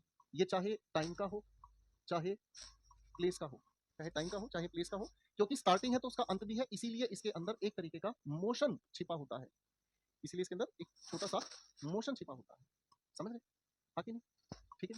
अगर मैं इसका उदाहरण आपके सामने लिखूं, ध्यान से देखिएगा, run from point A to B. अब इसका मतलब run from point A to B, इसका मतलब समझने की कोशिश करेंगे हम कुछ इस तरीके से। ये मान लीजिए एक दौड़ने का पॉइंट है, यहाँ पर एंड हो रहा है, पॉइंट बी है, यहाँ से आपको दौड़ना शुरू करना है, तो मैं आपको क्या कहूंगा, ए पॉइंट से दौड़ना शुरू करो और बी पर जाकर रुक जाओ। ये है from point A to point B, ठीक है जी। जब बिटवीन और एंड की बात हम कर रहे हैं, ठीक है ना, तो इस एंड ने हमें क्या समझाया भाई? इस एंड ने समझाया कंजंक्शन है, तो सर यहाँ पर भी जो लिखा है और यहाँ पर भी जो लिखा है, इनके बीच में कोई आएगा, समझ रहे। इसका हम सामान्यतः यूज करते हैं स्टैटिक पॉइंट पर, ठीक है। उदाहरण से समझने की कोशिश करना, जैसे मैंने कहा किरण इज सिटिंग, किरण बैठी हुई है बिटवीन सीता एंड गीता। अब ये रीजनिंग का क्वेश्चन हो गया आपका, ठीक है, ये रीजनिंग का क्वेश्चन हो गया आपका। कैसे रीजनिंग का क्वेश्चन हो गया भाई? आप कहेंगे सर सीता इधर है, ठीक है, गीता इधर है, इन दोनों के बीच में आकर कौन बैठा है? आप कहेंगे किरण। सिटिंग अरेंजमेंट आता है ना रीजनिंग में, है। 10 लड़की छोड़ के 5 उधर बैठी हैं, 5 लड़की छोड़ के 10 इधर बैठी हैं, तो बताओ तुम कहाँ बैठे हो? तुम कहोगे सर मैं सारी लड़कियों के बीच में जाके बैठ जाऊंगा, चाहे कुछ भी हो जाए, आके नहीं। तो तुम कहोगे हम सर सारी लड़कियों के जाके बीच में बैठ जाएंगे, हमें कोई नहीं रोक सकता, है भाई, ठीक है भाई। Okay guys, hey guys and girls, okay, इतना ही रोक दें आज, ज्यादा हो जाएगा नहीं तो फिर, है ना। हुँ? इतना ही रोक देते हैं, नहीं तो फिर ज्यादा हो जाएगा, ठीक है। चलिए, तो आज इतना ही रख लेते हैं, नहीं तो फिर ज्यादा कंटेंट हो जाएगा तो फिर दिक्कत हो जाएगी, ठीक है बच्चा पार्टी। चलो एक बार सारे बच्चे मुझे फटाफट से कमेंट्स पे आके हेलो सर लिखो, और चलो थोड़ी थोड़ी तारीफ करो, आज हमें हैप्पी हैप्पी करके दिखाओ। हर एक नोट्स को अच्छे से बनाया करो बेटा। ये आपको अगर मेंस के पेपर की तैयारी भी करनी है ना, एसएससी के किसी भी, उसमें भी बहुत मदद करेगी, ठीक है ना। एनडीए के लिए एक्यूमेन नहीं है, वोकैबुलरीज, दोनों बुक चाहिए बेटा। वोकैबुलरी सिर्फ वोकैबुलरीज की बुक है, ठीक है, और एक्यूमेन ग्रामर की बुक है। दोनों बुक आपके, अब देखो आपके ऊपर डिपेंड करता है बेटा। वोकैबुलरी कमजोर हो तो पहले वोकैबुलरीज ले लो चुपचाप, जब वोकैबुलरीज पढ़ने की आदत पड़ जाए, मन लगने लग जाए, तब दूसरी बुक लेना। और बता मेरे भाई, ठीक है दोस्त।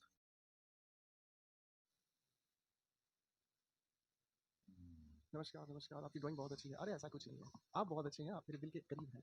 आइए मेरे बच्चों, आज हम प्रेपोजिशन परिवार से थोड़ा आगे बढ़ते हैं। दो प्रेपोजिशंस आप सभी के सामने लिखे हैं यश भाई, एक लिखा है टू और एक लिखा है टूवर्ड्स, ठीक है। टू हमें बताने का काम करता है क्या चीज, डेस्टिनेशन। डेस्टिनेशन को हम हिंदी में कहते हैं गंतव्य स्थान, यानी कि जहां आपको जाना है, जहां आपको पहुंचना है। टू किसके लिए यूज होता है, रिसीवर के लिए, प्राप्तकर्ता के लिए भी इसका हम प्रयोग करते हैं, ठीक है ना। ये अपने आप में और किसकी तरफ लेकर चलता है, एंड पॉइंट, यानी कि कोई भी चीज जो चली उसका अंत कहाँ होगा, ठीक है भाई, मेरी बात समझ रहे हैं।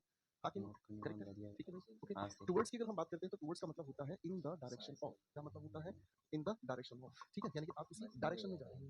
मेरी बात समझ, आप किसी डायरेक्शन में जा रहे हैं। मैं कुछ सेंटेंसेस लिख रहा हूं, जरा ध्यान दीजिएगा, ठीक है फाइन।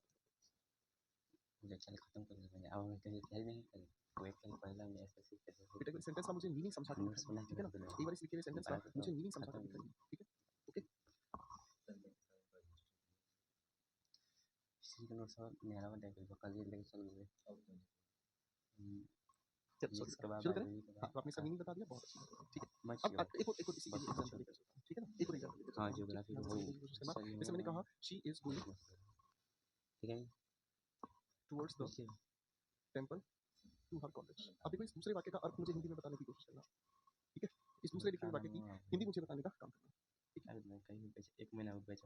शाबाश बेटा, बहुत अच्छी बात है, बहुत अच्छी बात है, शाबाश शाबाश। अब आप इस लिखे हुए वाक्य को, ऊपर वाले वाक्य को, दोनों को समझोगे तो I am going to my uncle's house, तो यानी कि ये उस इंसान का क्या है, डेस्टिनेशन है, एंड पॉइंट है। वो जाएगा कहाँ, अपने अंकल के घर। यहाँ पर वो इंसान जाएगा कहाँ सर, उसका जाने का एंड पॉइंट और डेस्टिनेशन एक ही होता है मेरे बच्चे, अलग नहीं है कुछ भी इसमें, ठीक है। वह कहाँ जाएगा, अपने कॉलेज जाएगा। लेकिन कॉलेज जाने के कई सारे रास्ते हैं, क्या बोले हम, कॉलेज जाने के कई सारे रास्ते हैं। कॉलेज जाने का एक रास्ता जो मार्केट होता हुआ जा रहा है, एक ऐसा रास्ता जो किसी पर्टिकुलर जंगल के बीच से होता हुआ जा रहा है ना। तो इसका मतलब हमें यहाँ पर क्या समझ में आया सर, यहाँ पर समझ आया कि किस रास्ते से जा रहा है, किस डायरेक्शन से जा रहा है। मेरी बात समझ रहे हैं, तो यहाँ पर इसका मतलब समझ में आया, इन द डायरेक्शन ऑफ। क्या नहीं समझ आया मेरे बच्चों, in the direction of, got it, हाँ कि ना। इस बात को अगर हम चित्र से समझेंगे, इस बात को अगर हम चित्र से समझेंगे, ये किसी इंसान का घर है, ठीक है जी, ये उस इंसान का अपना एक बड़ा सा कॉलेज है। भाई जाने का रास्ता, एक रास्ता कौन सा हो गया सर, तालाब के पास से जा सकता है। एक रास्ता कौन सा हो गया भाई साहब, एक रास्ता हो गया किसी चर्च से होता हुआ, और एक रास्ता कौन सा हो गया भाई साहब, किसी टेंपल से होता हुआ। तो वो उसने कौन सा रास्ता चुना है, टेंपल से होता हुआ जो रास्ता है, करेक्ट है। फर्क समझ में आ गया, हाँ कि ना, ठीक है भाई। अच्छा देखो, इस बात को तो मैं आपको पिछली क्लास में भी समझा चुका हूँ, क्या चीज, जैसे मैंने आपके सामने कहा count the page from 10 to, ठीक है जी। तब यहाँ काउंट करने का काम कर रहे हैं, यही बात समझ में। अच्छा देखो, फिर से आप लोगों के लिए मस्ती वाला सवाल होगा। मैंने आपको कहा ही केम टू मी, और फिर मैं अगर आपके सामने कहता हूँ ही केम टूवर्ड्स मी, अगर मैं आपके सामने ये कहता हूँ ही केम टूवर्ड्स मी, इन दोनों में क्या फर्क है, इन दोनों बातों में क्या फर्क है। आप कहोगे sir ji he came to me का मतलब हमें समझ में आया कि वो इंसान चलकर, मान लीजिए ये वो इंसान है, ठीक है, और यहाँ पर मैं हूँ, उसका चलकर आना कहाँ पर खत्म हुआ, मेरे पास हुआ। अब यहाँ पर क्या हुआ भाई साहब, वो इंसान चलकर, यहाँ पर मैं खड़ा हूँ, वो आ तो मेरी ही तरफ रहा था, लेकिन मेरी तरफ से कहीं और मुड़कर चला गया, ठीक है। क्या मेरी बात समझ रहे हैं? कई बार आपके साथ भी ऐसे पार्टी में होता होगा ना, कि पार्टी में कोई लड़की खूबसूरत सी आपकी तरफ चली आ रही है, आप सारे के सारे फिर सजना सजना शुरू करते हैं, भाई साहब माल आ रहा है, और वो लड़की एकदम से आगे से घूम जाए, फिर आपकी क्या होती है, बी हो जाती है, बी, बी का मतलब बेइज्जती, ठीक है भाई, है कि नहीं।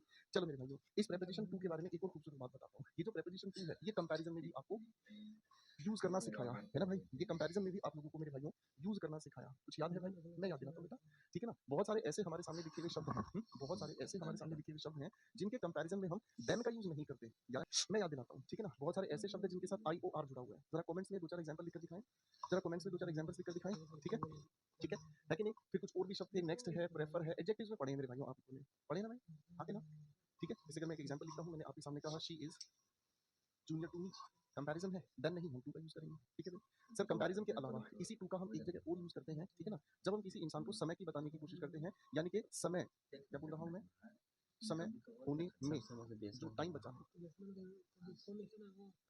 समय होने में जो टाइम बचा है, ठीक है ना। जैसे आप अगर घड़ी को ध्यान से देखोगे, आप अगर घड़ी को ध्यान से देखोगे, ठीक है ना, बचपन में होता था ना, हम समय बताने की कोशिश करते थे। चलो भाई ध्यान से सोचना, अगर मैं आपको कहूँ ये समय है, इसको घड़ी में कैसे दिखाया जाएगा, बताओ बताओ।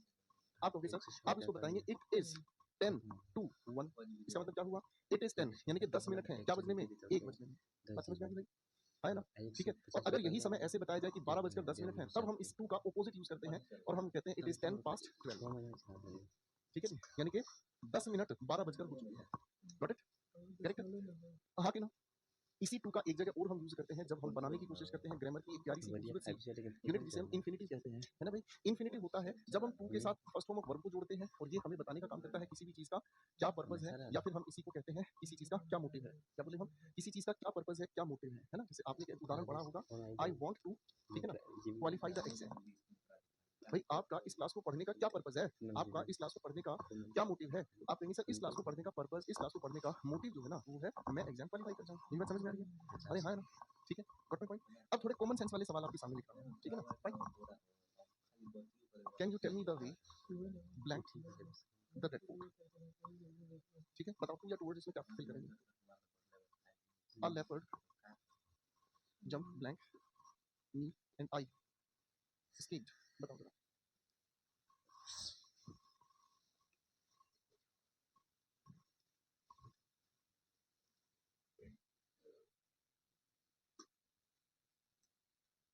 इस लिखे हुए तीसरे वाक्य की हिंदी को समझना, यह है मतलब दिन हो जाता है ज्यादा गर्म जैसे जैसे दोपहर आती है, ठीक है, जैसे जैसे दोपहर आती है दिन जो है वो गर्म होता चला जाता है, ठीक है ना। आंसर्स बनाने की कोशिश करो, चलो चलो आंसर्स बनाने की कोशिश करेंगे फटाफट से। सवाल हमारे सामने क्या है, can you tell me the way. Sir आपको रेड फोर्ट जाना है तो ये आपका गंतव्य स्थान है, तो टू ही लगाएंगे सवाल में, टू ही लगाना पड़ेगा, तो कुछ आ नहीं सकता, है ना। मेरी बात समझ रहे हैं। अगले सवाल पर अगर हमारे सामने लिखा हुआ है क्या चीज, अ leopard came blank and I स्कीड, मैं बच गया। क्या लिखा है यहाँ पर, मैं बच गया। अगर मैं बच गया तो इसका मतलब क्या हुआ, एक्जैक्टली लेपर्ड मुझे खाने नहीं आ रहा था, उसके चलने की दिशा मेरी तरफ थी लेकिन वो भूल गया। आप कभी भी जिम कॉर्बेट वगैरह में जाते हैं, आप कभी जिम कॉर्बेट जाते हैं, कहीं भी ऐसी जगह जाते हैं, तो आपका जो चलना होता है, सर शेर सामने आता है, लग रहा है वो हमारे सामने आ रहा है, हमारे लिए आ रहा है, लेकिन वो साइड से निकल जाता है, तो बच गए हो तो टूवर्ड्स, ठीक है जी। अगला सवाल, इट गेट्स हॉटर, कैसे कैसे, जैसे जैसे हमारा समय दोपहर की तरफ चलता है, तो आप क्या कहेंगे, यहाँ पर टूवर्ड्स कहेंगे, करेक्ट है। हाँ कहेंगे, मेरी बात समझ रहे हैं। तो सर अगर आप यहाँ आई एम लिविंग, लिविंग अगर ट्रांजिटिव वर्ब है तो लीव का मतलब होता है छोड़ना। लिविंग अगर ट्रांजिटिव वर्ब है, लिविंग अगर ट्रांजिटिव वर्ब है तो लीव का मतलब होता है छोड़ना, ठीक है ना। जैसे मैंने कहा I left my shoes in the room, तो इसका मतलब क्या हो गया, यहाँ ये ट्रांजिटिव वर्ब है, ट्रांजिटिव वर्ब के बाद सीधा अपने आप में इसके बाद ऑब्जेक्ट लिखा है जो कि खुद से नाउन है, ठीक है, ट्रांजिटिव वर्ब है, ठीक है। अब इस लिखी हुई ट्रांजिटिव वर्ब से अगर हम थोड़ा बाहर निकलेंगे, ठीक है ना, क्या समझ में आया, अगर ये ट्रांजिटिव वर्ब है तो हमें कोई प्रेपोजिशन की आवश्यकता नहीं है, इसके बाद सीधा ऑब्जेक्ट हमें लिखा हुआ मिल जाए। लेकिन इस लिविंग का मतलब क्या हुआ, इस लिविंग का मतलब होता है जाना, इस लिविंग का मतलब यहाँ पर क्या हो गया, जाना, यानी कि इंट्रांजिटिव वर्ब है। अब इंट्रांजिटिव वर्ब के लिए तो प्रेपोजिशन की जरूरत पड़ेगी हमें, ठीक है ना, तो हमें क्या लिखना होगा, I am living for my office. इस फॉर का एग्जैक्टली मतलब क्या होता है, हेडिंग टू। हेडिंग टू की जगह आप यहाँ टूवर्ड्स भी कह सकते हैं, यानी कि मैंने किस ओर अपना सिर उठा लिया है, ऑफिस की ओर से उठा लिया। अब मुझे कहाँ जाना है, मुझे ऑफिस जाना है। बात कुछ समझ आई भाई, ए मेंटल राजा जी, समझ आ रही बातचीत। तो टूवर्ड्स की खूबसूरत सी दास्तान हमने समझने का काम किया, ठीक है भाई, यहाँ तक की बात समझ आई। एक ही वर्ब ट्रांजिटिव की तरह भी यूज हो सकती है, इंट्रांजिटिव की तरह भी यूज हो सकती है, ओके गाइस, ठीक है फाइन। अब चलो आपके दिल को थोड़ा सा जला देते हैं। Nora Fatehi give blank me, answer fill करेंगे, ठीक है, आंसर फिल करेंगे with, without, for, towards, to, along with.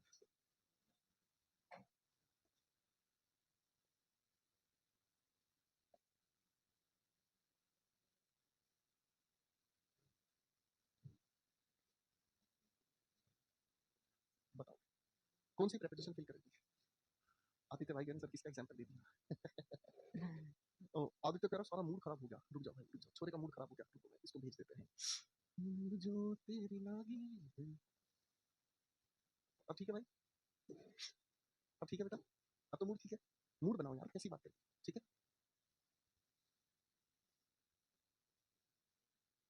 कितने भी चलो, मैं एक छोटे से इस मजाक भरे एग्जाम्पल से एक चीज आपको समझाना चाहता हूँ, साक्षी, सोनाली, लालू यादव, रीना जी, मैं एक छोटी सी बात आपको ये समझाना चाहता हूँ कि किसी भी लिखे हुए वाक्य में जरूरी नहीं है कि एक ही प्रेपोजिशन आए।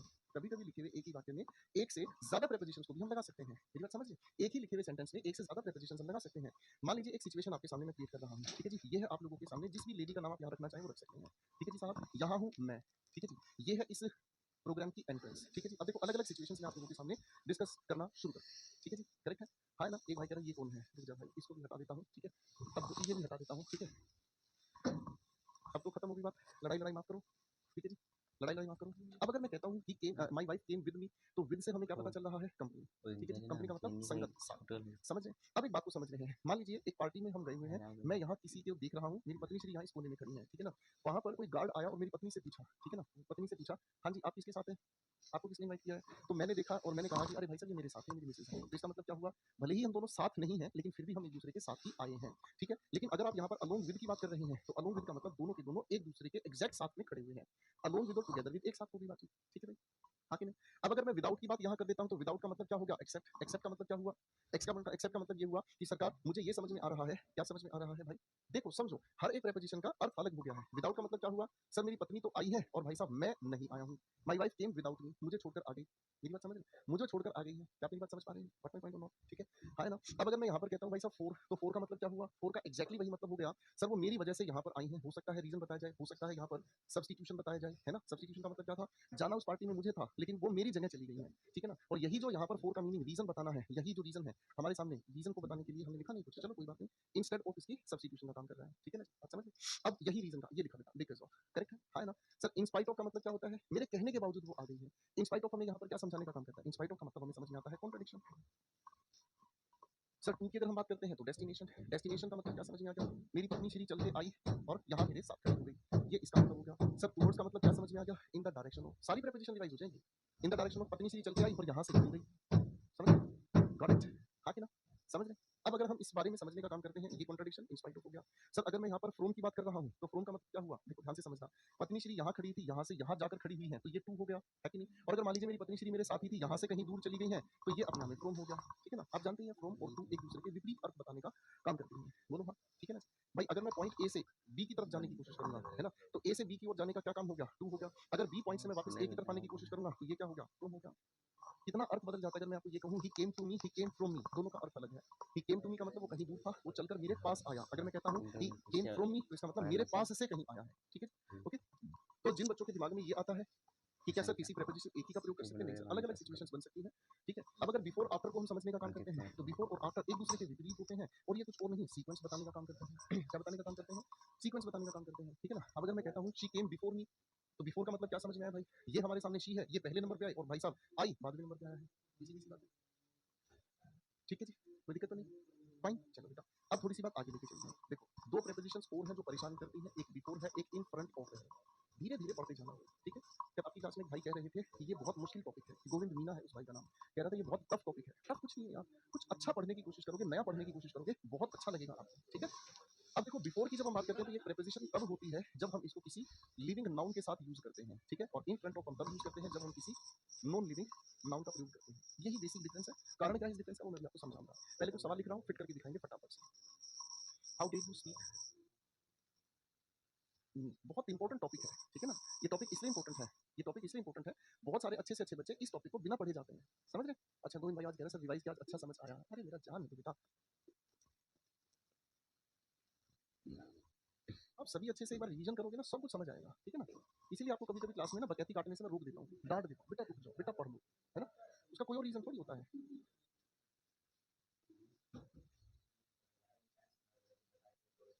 ध्यान नहीं देंगे तो सारा ही काम खराब हो जाएगा ना मेरे भाई। आंसर्स बना के दिखाओ।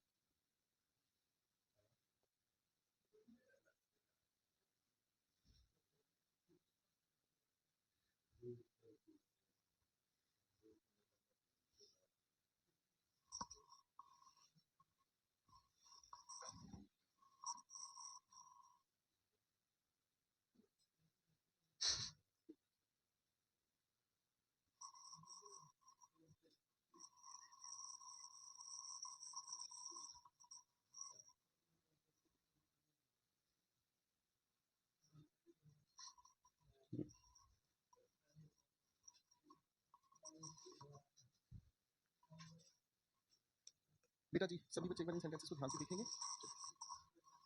यश बाबू कह रहे हैं बहुत अच्छा लगता है रिवाइज करके, और समझ आता है जो भी क्लास के बाद थोड़ा बहुत डाउट होता है। डाउट सभी उन्हीं बच्चों के आते हैं बेटा, जो बच्चे ना क्लास में पूरी तरह से समझने पे ध्यान नहीं देते। तो आप अच्छे बच्चे हैं, समझने पे ध्यान देते हैं, आप इंजॉय करते हैं क्लास को, ठीक है ना मेरे भाई? चलो मेरे भाई, बनाए आप आंसर्स मेरे दोस्तों, ठीक है? एक एक करके आंसर्स बनाते हैं। हाउ डेड यू स्पीक, ये लिविंग है, इसी की वजह से हमने बिफोर का यूज किया। द ऑडियंस लिविंग है इसलिए बिफोर का यूज किया। सर यहाँ दे ब्रॉट द एविडेंस जज लिविंग है इसलिए बिफोर लगा दिया। ठीक है जी। सर एक घंटा घर है किसके सामने, मेरे घर के सामने, घर नॉन लिविंग थिंग है इसलिए आपने क्या कह दिया, इन फ्रंट ऑफ। समझ रहे हैं, यही बात समझ रहे हैं? ओके अच्छा, इसकी वजह भी आप लोगों को समझ आएगी। क्या समझ में आ जाएगी सर, यहाँ इन फ्रंट ऑफ एक कंपाउंड प्रेपोजिशन है। इन फ्रंट ऑफ अपने आप में एक कंपाउंड प्रेपोजिशन है। क्या है बेटा, कंपाउंड प्रेपोजिशन, एक से ज्यादा शब्दों को मिलाकर ये बनाई गई है कि नहीं? ठीक है, अब आप जानते हैं फ्रंट किसका हो सकता है, फ्रंट सिर्फ और सिर्फ एनएल, एनएल का मतलब नॉन लिविंग का हो सकता है। किसका हो सकता है भाई, बताओ जरा फटाफट से।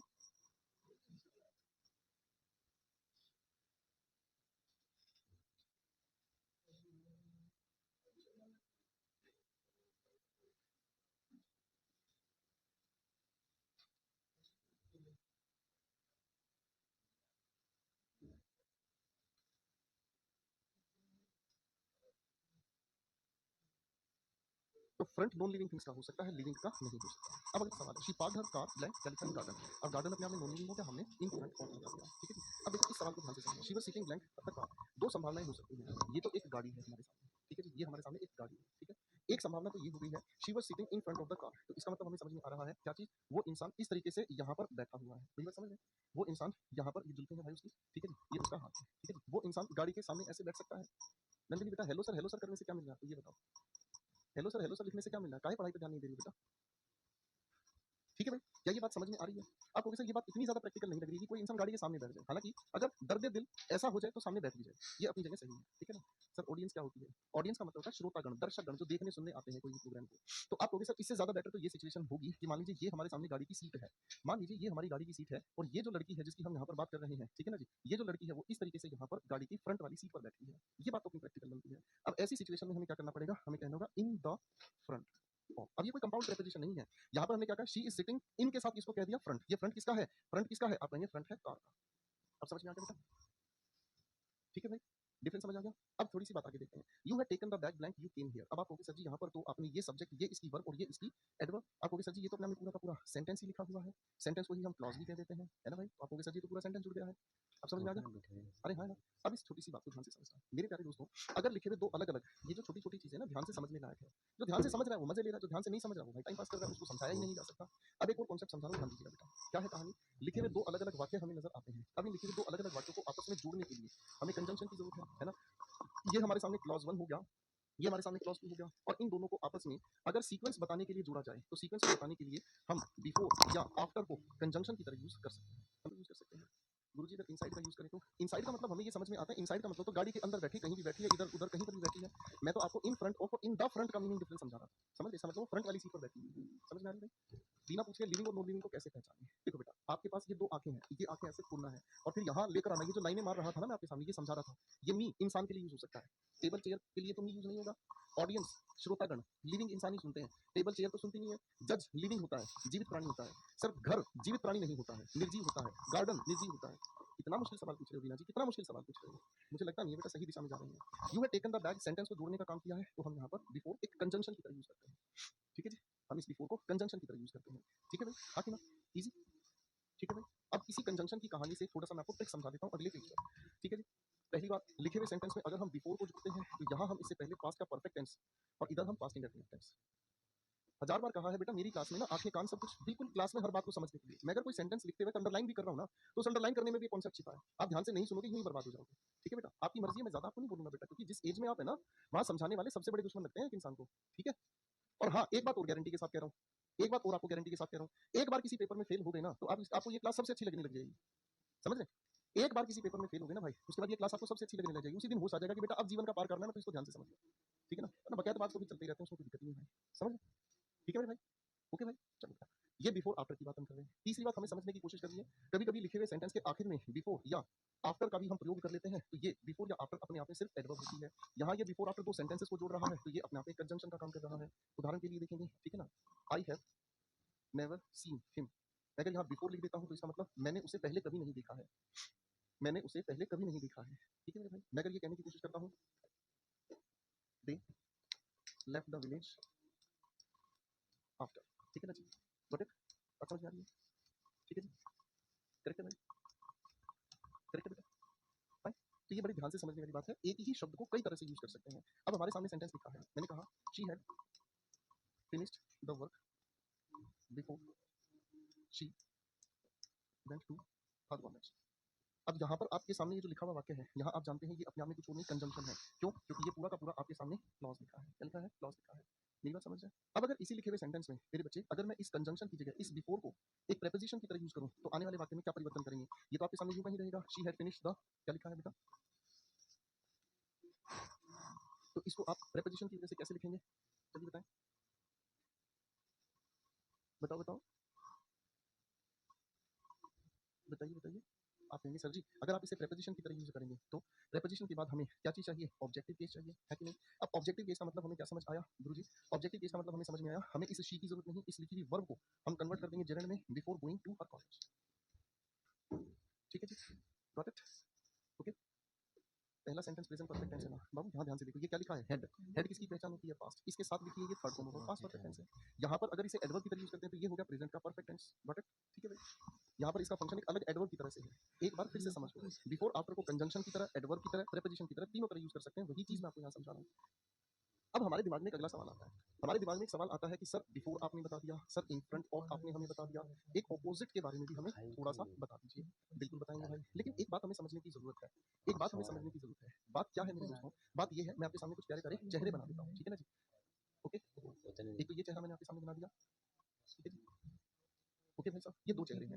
बिफोर का मतलब मुझे क्या समझ में आ रहा है? बिफोर का मतलब मुझे क्या समझ में आ रहा है कि ये जो इंसान दिखाई दे रहा है ना, ये इंसान भी यहाँ है और इस दूसरे इंसान का चेहरा भी यहाँ है। कुल मिलाकर इसकी पोजीशन कैसे बन रही है? एक इधर और दूसरा भी इधर, दोनों का चेहरा एक ही तरफ है। जब इन फ्रंट के साथ ऑफ हमें लगाना है, जब इन फ्रंट के साथ हमें ऑफ लगाना है, इन फ्रंट ऑफ की बात हमें कहनी है, ठीक है? जब इन फ्रंट ऑफ की हमें बात यहाँ कहनी है, ठीक है? तो इन फ्रंट ऑफ का मतलब हमें क्या समझ आता है?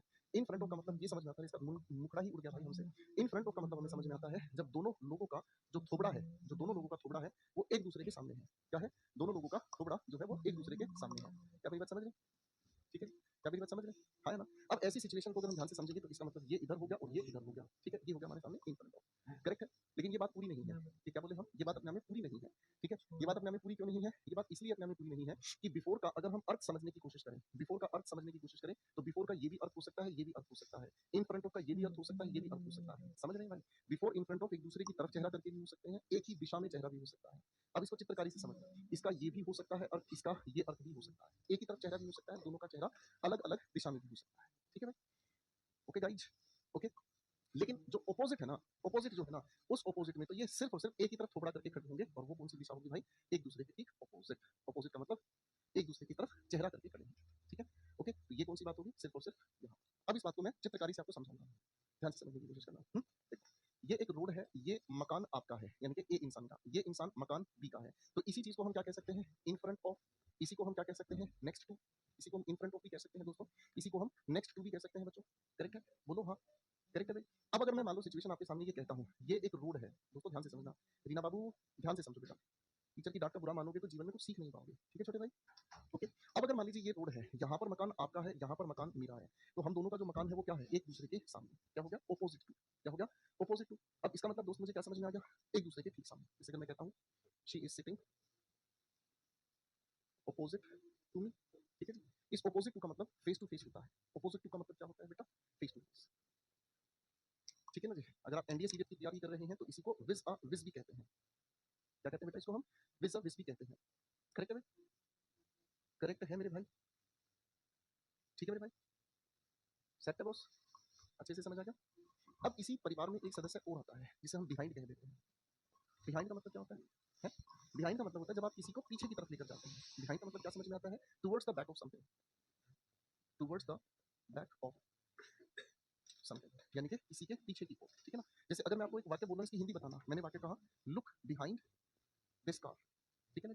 मान लो आप किसी पार्टी में गए, विशाल, लीना, मेरे बच्चे, सोनाली, शिवानी, नवीन यादव, मान लो आप किसी पार्टी में गए, पार्टी से बाहर आए, आपके हाथ में आपका फोन था, अचानक से फोन आपके हाथ से गिर गया, समझ रहे? Got it? आपके हाथ से फोन गिर गया और गाड़ी के नीचे निकल गया, तो आप क्या बोलोगे? अरे देखना गाड़ी के पीछे तो नहीं है, look behind this car. Got it? हाँ है ना? ठीक है मेरे भाई? ठीक है मेरे भाई? ठीक है, तो पहला मीनिंग ये हो गया, इसी का मतलब हमें समझ में आता है। दूसरा क्या? रीजन, किसी चीज का कारण बनना, और इस रीजन को ही हम कहते हैं रेस्पॉन्सिबल। जो रेस्पॉन्सिबल किसी चीज का बनता है, कोई भी काम हुआ है, आखिर इसकी जिम्मेदारी किसके ऊपर टिकेंगे, है ना? वाक्य लिख रहा हूँ, हिंदी बताने का काम करेंगे, ठीक है जी? करेक्ट है? जैसे कि मैं कहता हूँ, अगर आपके लिए मैं एक वाक्य कहूँ, who is behind your success, नाम बताओ उस प्यारे से इंसान का जिसके लिए वाक्य आप बोलना चाहते हो। सीडीएस में वोकैब कहाँ से आती है? सीडीएस एनडीए हर एक पेपर में वोकैब बिट से आती है निर्मल कुमार भाई, ठीक है मेरे भाई? ठीक है, आगे पढ़ते हैं मेरे भाई। फिर एक तीसरी प्यारी सी कहानी हमारे सामने आती है। तीसरी प्यारी सी कहानी क्या है बेटा, एक एक करके सीखेंगे, जल्दबाजी की तो हमें जरूरत ही नहीं है, ठीक है भाई। ओके भाई, फिर तीसरी कहानी हमारे सामने आती है क्या, जब हम किसी चीज को लेट बताने का काम करते हैं या किसी चीज की सपोर्ट बताने का काम करते हैं। देखो ठीक है ना, जैसे अगर मान लीजिए कोई इंसान है, किसी से भी पंगा ले लेता है, आप उसके लिए वाक्य क्या कहेंगे, his family is behind him, उसका परिवार है उसके पीछे, ठीक है ना, उसके पास परिवार की सपोर्ट है। आप समझ में आ रही है। मैं अगर आपके सामने कहता हूँ the train is running behind the time, the train is running, आप बैठ गए वंदे भारत में, is running behind the time, समय के पीछे चल रहा है, यहाँ रनिंग लिखा बेटा मैंने, Got it? ठीक है। सरोज कुमार भाई, परिणाम हो जाती है क्लास शुरू होने के बाद, परिणाम परिणाम मत किया करो भाई, पढ़ाई पे ध्यान दो मेरे छोटे भाई। आप परिणाम में इतना दिमाग मत लगाओ भाई, हमें आपकी परिणाम परिणाम की जरूरत नहीं है, हमें पूरी जरूरत है सिर्फ एक ही चीज की, और वो है आपका 100% अटेंशन, ठीक है दोस्त। क्लास चलने पर नमस्तेबाजी जरूरत नहीं होती बेटा, देखो पिछली क्लास ठीक ढंग से पढ़ी हुई है कि या नहीं पढ़ी हुई है, थोड़ा हमको फर्क फर्क समझा दीजिए भैया, जल्दी बताओ। पढ़ा हुआ है हमने, अच्छे से पढ़ा हुआ है, कोई दिक्कत आपको नहीं है, अच्छे से पढ़ा हुआ मैं जानता हूँ, बताएं तीनों का फर्क मुझे बताना। सर अलोंग विद और टुगेदर विद दोनों का मतलब एक ही होता है, इसी के साथ संगत में, अलोंग का मतलब पैरेलल टू होता है, ठीक है। आइए बच्चों, अब एक प्यारे से अगले शब्द से मुलाकात करते हैं, ये प्रेपोजिशन है बियॉन्ड, ये प्रेपोजिशन क्या बेटा, बियॉन्ड, ठीक है। बियॉन्ड का मतलब क्या होता है, हो चुका है तभी तो पूछ रहा हूँ विशाल भाई, बताओ ना, बताया करो, बताया करो, ठीक है जी, बताया करो, फटाफट से बताया करो। देखो बियॉन्ड की अगर हम बात कर रहे हैं तो बियॉन्ड का मतलब क्या होता है, बियॉन्ड का मतलब हमें समझ में आता है, बियॉन्ड का मतलब हमें समझ में आता है जब हम किसी भी चीज की सिचुएशन की दूरी की बात करते हैं, यानी कि to the farther side of, इसका मतलब क्या बताएं हम, to the farther side of, ठीक है ना। जैसे मान लीजिए सरबजीत का नाम आपको याद है, फिल्म आई थी Sarabjit, Sarabjit went beyond the LOC, LOC के उस पार चला गया था। सरबजीत तो बहुत अच्छी फिल्म है यार, कुणाल चौधरी बेटा वोकैब्स जल्दी ही आपको मैं अवेलेबल करा दूंगा, अभी प्रिंट में है, ठीक है ना। चाहे मैं रहूं या ना रहूं, याद है ना, ठीक है। जैसे अगर मैं आपके सामने कहता हूँ the road beyond this village takes you to the river, इस रिवर को जो गांव के उस पार है, अगर आप जाओगे ना गांव से उस परे है, मेरी बात समझ रहे हैं? ठीक है, तो वो आपके सामने क्या है, परवीन कुमार बेटा थोड़ा शर्म कर लो ना बेटा, पढ़ाई पे ध्यान दे दो ना यार, हर एक बच्चे को ये हाथ जोड़ के थोड़ी कहूंगा भाई, अच्छा थोड़ी लगता है मेरे भाई, ठीक है, मानते ही हैं भाई कुछ बच्चे। दूसरी बात पर आ जाओ भाई साहब, सर दूसरी बात हमारे सामने क्या आती है भाई, हुँ? चलो भाई दूसरी बात पर आ जाओ फटाफट से, ठीक है। बियॉन्ड का मतलब क्या होता है, जो समय हमें दिया गया है, यानी कि later than the given time, जो समय हमें दिया गया है उसके बाद, ठीक है ना। जैसे अगर मैं आपको एक छोटी सी सलाह देता हूँ, मैंने कहा do not study beyond midnight, ठीक है, यानी कि आधी रात से आगे आपको पढ़ने की जरूरत नहीं है, ओके, ठीक है, करेक्ट है भाई, बात समझ में आ गई बेटा, ओके, कोई दिक्कत तो नहीं है। नीलम पूछ रही है एलओसी की फुल फॉर्म क्या होती है, एलओसी इंडिया और पाकिस्तान के बीच का बॉर्डर है जिसका नाम है लाइन ऑफ कंट्रोल, ठीक है, ओके। इस बियॉन्ड का एक और मतलब होता है टू फार टू रीच, यानी कि इतना दूर जहां पहुंचा नहीं जा सकता, कोई भी चीज इतनी ज्यादा दूर हो जाए जहां पहुंचा नहीं जा सकता, जैसे कई बार ऐसा नहीं होता, इवेंट बियॉन्ड द नेटवर्क, देखा कभी कभी आप लोगों ने, देखा कभी कभी आप लोगों ने आपके आसपास कुछ ऐसे आशिक लोग होते हैं, जो आशिक लोग ना बात करने के लिए छत पे टावर पे इधर उधर चढ़ जाते हैं, और उनके दिमाग में ये रहता है यार नेटवर्क नहीं आ रहा इसलिए खंबे पे चढ़ जाऊं तुम्हारे प्यार में, है ना, तो क्या कहते हैं he went beyond the network, ठीक है ना, यानी कि जहां नेटवर्क काम नहीं कर रहा वो वहां पहुंच गया, ठीक है भाई, ओके। तो ये बियॉन्ड प्रेपोजिशन के कुछ खासे प्यारे प्यारे यूसेज हैं, एक और बताता हूं चलो इसी बात के साथ साथ, चाहे मैं रहूं या ना रहूं, ठीक है, आओ भाई, more than something, more than something का मतलब होता है किसी भी चीज से ज्यादा, इसका मतलब होता है किसी भी चीज वस्तु से ज्यादा, कोई भी चीज है आपके सामने उससे ज्यादा अगर आप कोई भी चीज, ठीक है, find too far to reach, मतलब जितना आपको पहुंचे, सॉरी मोर देन समथिंग, जो जितना है उससे ज्यादा हो जाए, ठीक है ना, है ना, ठीक है। जैसे अगर मैंने किसी इंसान के लिए लिखा Kiran has comforts more than her age, sir more than की जगह हमें लिखना होगा बियॉन्ड हर एज। अब इसकी हिंदी क्या निकल रही है, इसकी हिंदी क्या निकल रही है, बताओ जरा मुझे, हम्म? अब इसकी हिंदी निकल कर आ रही है किसी इंसान की जो उम्र है ना उस उम्र से बहुत ज्यादा तो उसके पास कंफर्ट्स है, समझ, जैसे मान लीजिए कोई भी बच्चा है, उसकी उम्र 12-15 साल है, अब 12-15 साल के बच्चे के पास आईफोन 16, 17, 18, 19, 20 आ जाए, आप कहोगे यार हम जो लोग पढ़ रहे हैं हम 10-12 साल के फोन से काम चला रहे हैं, ये नवाब साहब की औलाद भाई साहब 2-2 लाख रुपए के फोन लेके घूम रहे हैं, तो आप क्या कहेंगे, सर किसी भी उम्र से या किसी भी चीज से अधिक कोई भी चीज मिलना, ठीक है भाई, ओके मेरे भाई, चलें थोड़ा सा आगे, चलो। अब दो खासे योद्धा आपके सामने आ रहे हैं, एक राउंड है एक अराउंड है, ये दो खासे योद्धा हैं, इनकी बड़ी तगड़ी लड़ाई मैं आपके सामने रखूंगा, प्रेपोजिशन भी है ये, ठीक है ना जी, और थोड़ा सा इनमें और भी फर्क है। पहले मैं आपको राउंड के बारे में समझाता हूँ, ठीक है ना। राउंड अपने आप में कई तरह से काम करता है, जैसे अगर मैं राउंड की बात कर रहा हूँ तो राउंड अपने आप में नाउन की तरह भी काम करता है, एडजेक्टिव की तरह भी काम करता है। नाउन की तरह की बात अगर हम करते हैं तो इसका मतलब होता है पारी, यानी कि जिसे हम कहते हैं चक्कर, जिसे हम क्या कहते हैं चक्कर, हाँ कि ना। इसी को एडजेक्टिव की तरह भी हम यूज करते हैं जिसका अर्थ होता है गोल, घुमावदार, ठीक है जी, गोल या घुमावदार, है ना। ध्यान से समझना, ये बताने की कोशिश करता है हमें शेप के बारे में। उदाहरण लिख देता हूँ साथ साथ, जैसे मैंने आपके सामने कहा राउंड पार्क, मैंने आपके सामने कहा राउंड फेस, चेहरा कहता है राउंड, गोल, घुमावदार, समझ रहे भाई। आपके घर में मिरर है, आपके घर में मिरर है, शक्ल देखने वाले शीशे को मिरर कहते हैं, वो गोल है, ठीक है ना जी। उसकी आकार कैसी है दोस्तों, है ना, गॉट माय पॉइंट, ठीक है, ओके, समझ आ गई बात भाई, ठीक है। एक भाई ने कहा सर इसका मीनिंग समझ नहीं आ रहा है, ठीक है ना। जैसे अगर मैं मान लीजिए कहता हूँ he spends money beyond his pocket, बाबू इसकी हिंदी क्या होगी, इसकी हिंदी क्या होगी, यश घर पर जब क्लास खत्म हो जाए आराम से क्लास को दोबारा भी देख लेना चाहिए बेटा, आराम से, ठीक है, घर पर आराम से दोबारा भी देख लीजिएगा, ठीक है।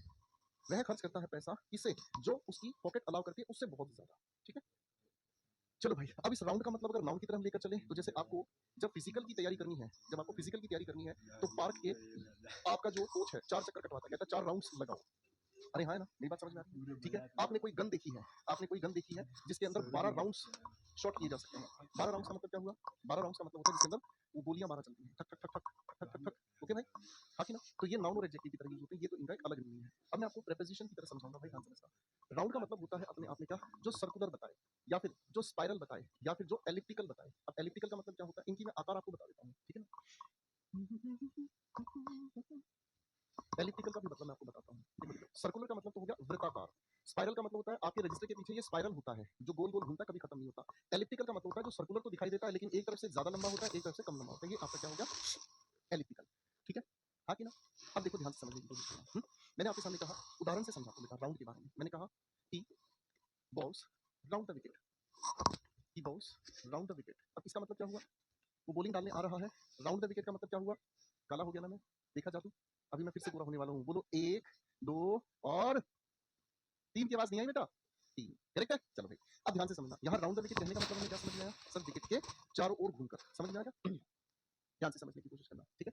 मैंने आप सभी के सामने क्या कहा, ही स्पेंड ₹20,000, ठीक है ना, राउंड द ट्रिप। अब राउंड द ट्रिप का मतलब क्या हुआ, जब वो घर से निकला तब से जब वो पहुंचा, वहां से जब वापस आया, यही बात समझे, जब वो घर से निकला वहां पहुंचा, वहां से वापस जब आ रहा है तो जब वो क्या कर रहा है, अपने आप में राउंड कर रहा है, समझ गए, ठीक है। अगर मैं आपके सामने कहूँ वी सेट, हम बैठ गए, ठीक है ना, या वी डाइंड, DIN का मतलब होता है रात का भोजन करना, डाइंड का मतलब रात का भोजन किया, वी डाइंड राउंड द टेबल। इसका मतलब क्या हुआ, ये टेबल है, हम सभी बैठे हुए थे और यहाँ हमने रात का भोजन किया, ठीक है भाई, हाँ कि ना, ये भी समझ में आ गया, ठीक। अब अराउंड के अपने 3 मीनिंग होते हैं, ध्यान से पढ़ लो ना तो बेटा काला काला दिखाई दे रहा हूँ। अराउंड का पहला मीनिंग होता है जिसे हम कहते हैं अप्रोक्स, जिसको हिंदी में हम कहते हैं क्या, लगभग, क्या कहते हैं लगभग, ठीक है ना, ठीक है। जैसे अगर आप किसी इंसान को कहते हैं हिज वेट, उसका जो वजन है इज अराउंड 50 kg, उसका जो वजन है वो लगभग कितना है 50 किलोग्राम, उसका वजन कितना है, बताओ बताओ, आप कहोगे सर उसका जो वजन है लगभग वो 50 किलो है, जो हमें स्पष्ट दिखाई दे रहा है, गॉट इट, है ना, ठीक है। सर इसी अराउंड का एक और मीनिंग होता है जिसे हम लोग कहते हैं here and there. Here and there को हिंदी में हम क्या कहते हैं, यहाँ वहाँ, ठीक है ना। उदाहरण से समझने का काम करेंगे। मैंने आपके सामने कहा पीपल आर सिटिंग, मैंने आपके सामने उदाहरण कहा people are sitting around the park. इस बात को चित्र से समझना, मान लीजिए ये कोई पार्क है, लोग इधर उधर बैठे हुए हैं, जिसको जहां जगह मिली वो वहां बैठ गया। मेरी बात समझ में आ रही है, करेक्ट है बेटा, हाँ कि ना, बात समझ में आ गई बेटा, ठीक है। अब इसी अराउंड का एक और मतलब होता है, क्या मतलब होता है, बाई द एज ऑफ। इसका एक और मतलब होता है बाई द एज ऑफ, इसका मतलब हिंदी में होता है से सट कर, किसी चीज से सट कर, ठीक है ना। ध्यान से समझने की कोशिश करना, क्या मतलब हुआ, मैं एक उदाहरण लिख रहा हूँ। मैंने कहा there is a fence around the park, meaning को ध्यान से समझना। हमारे सामने ये पार्क है भाई, हमारे सामने ये पार्क है, बिल्कुल ठीक है। अब इसकी दीवार पर अगर चारों ओर इस तरीके से फेंस लगा दी जाए, बाड़ लगा दी जाए, ताकि कोई जानवर कुत्ता बिल्ली इसके अंदर एंट्री कर पाए, तो ये क्या हो गया, अपने आप में अराउंड हो गया, ठीक है जी। ये अपने में क्या हो गया, अराउंड हो गया, ठीक है भाई, ओके। तो राउंड और अराउंड का बेसिक डिफरेंस अब आप लोगों को पता चल गया। अब आप मुझे एक आंसर दीजिएगा, ठीक है ना। The earth revolves blank the sun, बताओ बेटा, बताओ इसका क्या मतलब है? ठीक है, बताओ बताओ बताओ। ब्लैंक ही दे देता हूँ ना, दोनों में आंसर्स बता फटाफट से। दीपक भाई जय श्री राम, बेटा पढ़ लिया करो, क्लास जब चल रही होती है ना तब ये कमेंट बाजी मत करो बेटा, मेरा इसमें कोई नुकसान नहीं है, आप खत्म हो जाओगे, मैं पक्का जानता हूँ। कोई भी क्वेश्चन समझाने के लिए, कॉन्सेप्ट समझाने के लिए आपको लिख रहा हूँ, आप इसको बनाने की बजाय नमस्ते बाजी में लग जाओगे ना तो समझ लो ये क्वेश्चन आप पेपर में फेल होके आओगे, पक्की गारंटी है मेरी भाई। अब इन दोनों के आंसर्स आप बनाएंगे। अगर आप यहाँ पर द अर्थ रिवॉल्व्स अराउंड कह देंगे, अराउंड का मतलब तो लगभग, आप कहोगे सर ये तो हमारे सामने सूर्य है, ये हमारी अर्थ घूम रही है, तो सर इसका मतलब हमें लगभग गैप नहीं है, ये तो फिक्स्ड है। हियर एंड देयर का मतलब तो ये समझ में आया, आज यहाँ है कल नेपच्यून के पीछे परसों जुपिटर के पास, ऐसा भी नहीं है sir. By the edge of अगर कहोगे तो बाय द एज ऑफ का तो नॉनसेंस मीनिंग हो जाएगा, सूर्य देवता से सटकर घूम रहा है, तो अराउंड तो यहाँ फेल कर गया भाई। इसी की वजह से हम लोगों ने क्या लगाया, राउंड, क्योंकि ये जो इसकी घूमने का ऑर्बिट है ये एलिप्टिकल है। रोहन रोम्स रीना, सर रोहन अगर मैं राउंड कह देता हूँ तो इसका मतलब समझ में आएगा कि ये रोहन खड़ा है, सॉरी ये रीना खड़ी है, और जो रोहन नाम का लड़का है वो बिल्कुल इससे चिपक कर चारों ओर घूम रहा है, ये तो पॉसिबल ही नहीं है। इसका मीनिंग यहाँ क्या है, here and there. Reena park जाती है वहां आ जाता है, मंदिर जाती है वहां आ जाता है, कॉलेज जाती है वहां आ जाता है, गली में घूम रही है तो वहां आ जाता है, तो यहाँ पर हियर एंड देयर का मीनिंग हमें समझ आता है, इसलिए हमें यहाँ अराउंड कहना होगा।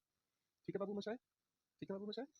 तो बहुत सारी बार ऐसे सवाल पेपर में आपको दिए जाएंगे, आप इनसे परेशान नहीं होंगे। ठीक है बाबू मशाए, चलो राउंड अराउंड एक ही जैसे लगते हैं बेचारे, दोनों शैतान बच्चे ना, एक ही जैसे लगते हैं, इनसे थोड़ा सा हमें बचकर चलना है। अब अंग्रेजी भाषा की एक और खूबसूरत कंफ्यूजन से मिलाता हूँ, एक तो हो गया इन और एक हो गया इनटू। इन दोनों प्रेपोजिशन का फर्क समझाता हूँ, ध्यान से समझने का काम करते हैं। एक हो गया इन और एक हो गया हमारे सामने क्या चीज, मैं कह रहा है छिछोरा है ना, मैं तो एग्जाम्पल समझाने के लिए कह रहा हूँ, छिछोरा विछोरा कुछ नहीं है भाई, ठीक है ना। इनका क्या कॉन्सेप्ट बताया था बेटा, शुरुआत नहीं बताया था। इनका मतलब इनसाइड, या फिर जो किसी में समा जाए, इसी को सबमर्ज हम कहते हैं, है ना भाई। ठीक है, इनका मतलब हमें एक और समझ में आया था जिसे हम क्या कहते हैं, दिमाग से भूल गया, जो सराउंड कर दे, चारों ओर से किसी को घेर दे, यही अर्थ बताया था दोस्तों, है ना, यही बताया था। सरोज बेटा आप वीओडी से पढ़ लो यार, अब इसकी वैलिडिटी क्या होगी नहीं होगी पहले दिन बताया। बाबू मुझे पढ़ाने दो ना सरोज कुमार बेटा, क्या कर रहे हो भाई, पढ़ाने दो ना मेरे बच्चों को। जब आप वीओडी से देख रहे हो तो वीओडी से पढ़ो, उसमें कोई दिक्कत थोड़ी है। वैलिडिटी सारे बैचेस की आपको पहले दिन बता दिया, आप बेवकूफ वाली हरकतें करते हैं। जब इनटू की हम बात करते हैं तो दो तरीके से ये काम करता है। एक तो ये परिवर्तन बताता है किस तरह का, शेप का परिवर्तन बता सकता है, किसी चीज के अपीयरेंस का परिवर्तन बता सकता है, किसी के प्लेस का परिवर्तन बता सकता है, स्थान में परिवर्तन हो जाए, ठीक है, किसी के आकार फॉर्म को भी हम कह सकते हैं, इसमें भी परिवर्तन बताया जा सकता है। अब देखो कुछ सेंटेंस लिख देता हूँ, translate the sentence, translate the sentence into English. लिखे हुए वाक्य को अंग्रेजी में आप बदल दें, यानी कि आपने उसका क्या बदल दिया, फॉर्म ढांचा बदल दिया, ठीक है ना। मैंने आपके सामने कहा change this clay into a horse, इस मिट्टी का घोड़ा बना दो, मिट्टी से आपने उसकी शेप बदल दी, क्या बना दिया, घोड़ा बना दिया, है ना। मैंने आपको कहा convert 450 kilometres, 450 kilometres into miles, क्या कर रहे हैं आप, उस चीज की फॉर्म को बदलने का काम कर रहे हैं। मेरी बात समझ में आ रही है, हाँ कि ना। ठीक है, मैं अगर आपके सामने कहता हूँ the boy fail into the well, इसमें गिर गया, कुएं में गिर गया। देखो अभी सिचुएशन को ध्यान से समझना, ये जमीन है, ये कुआं है, ये कुएं में भरा हुआ मेरे भाई पानी है, ये कुएं में भरा हुआ पानी है, ठीक है जी। अब यहाँ एक लड़का चले जा रहा था अपने कान पे फोन लगाकर, ठीक है जी। यहाँ एक लड़का चले जा रहा था, अचानक से उसे पता ही नहीं कि कुआं आया, मार दी छलांग, भाई साहब गया, गुड़ुक गुड़ुक गुड़ुक, समझ रहे। लेकिन भाई साहब हाथ से फोन नहीं छूटा, फोन कहाँ है, इसके हाथ में, टंग टंग टंग, समझ रहे। तो ये क्या हो गया अपने आप में, change into the place, got it, बात समझ में आ रही है, change into the place, correct है, हाँ कि ना, फाइन। अब अगर मैं आपके सामने ये कहता हूँ, ठीक है ना, अगर मैं आपको ध्यान से समझाने की कोशिश करता हूँ, ध्यान से समझिएगा, टेंशन नहीं लेना बेटा, ठीक है, हाँ कि ना। अब अगर हम इसको समझने का काम करते हैं तो ये क्या है, स्थान का परिवर्तन होना, यही चीज हमारे सामने इसका दूसरा मीनिंग समझाती है। डिस्प्लेसमेंट हम क्या कहते हैं, डिस्प्लेसमेंट का मतलब क्या होता है, कोई भी चीज ए पर थी पूरी तरीके से बी में बदल गई, कैसे बदल गई। इनका मतलब आपके सामने है क्या चीज, इनसाइड, अरे हाँ ना।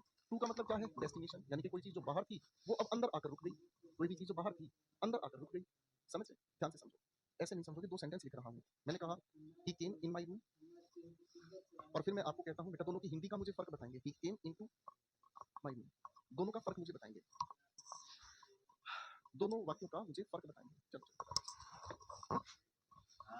बताओ, अब इन दोनों का ना एक अर्थ मुझे समझ आया, क्या अर्थ मुझे समझ में आया, ही केम इन माय रूम, साहब ये मेरा अपना घर है, ठीक है जी, ये मेरा अपना घर है, मैं कमरे में यहाँ पर हूँ, वो लड़का यहाँ कमरे में था, वो कमरे से निकलकर मेरे कमरे में आ गया, यानी कि इस इनका मतलब क्या होते हैं कि दोनों के दोनों सेम लेवल पर ही हैं, दोनों के दोनों एक ही जगह पर हैं, अपने कमरे से मेरे कमरे में आया, करेक्ट है, हाँ कि ना। सर अगर मैं इनको की बात कर रहा हूँ तो मुझे समझ में आया कि वो इंसान पहले बाहर था, अब वो चलकर मेरे घर के अंदर मेरे कमरे में आया है, इसका मतलब क्या हुआ सर, इस इनटू का मतलब बाहर से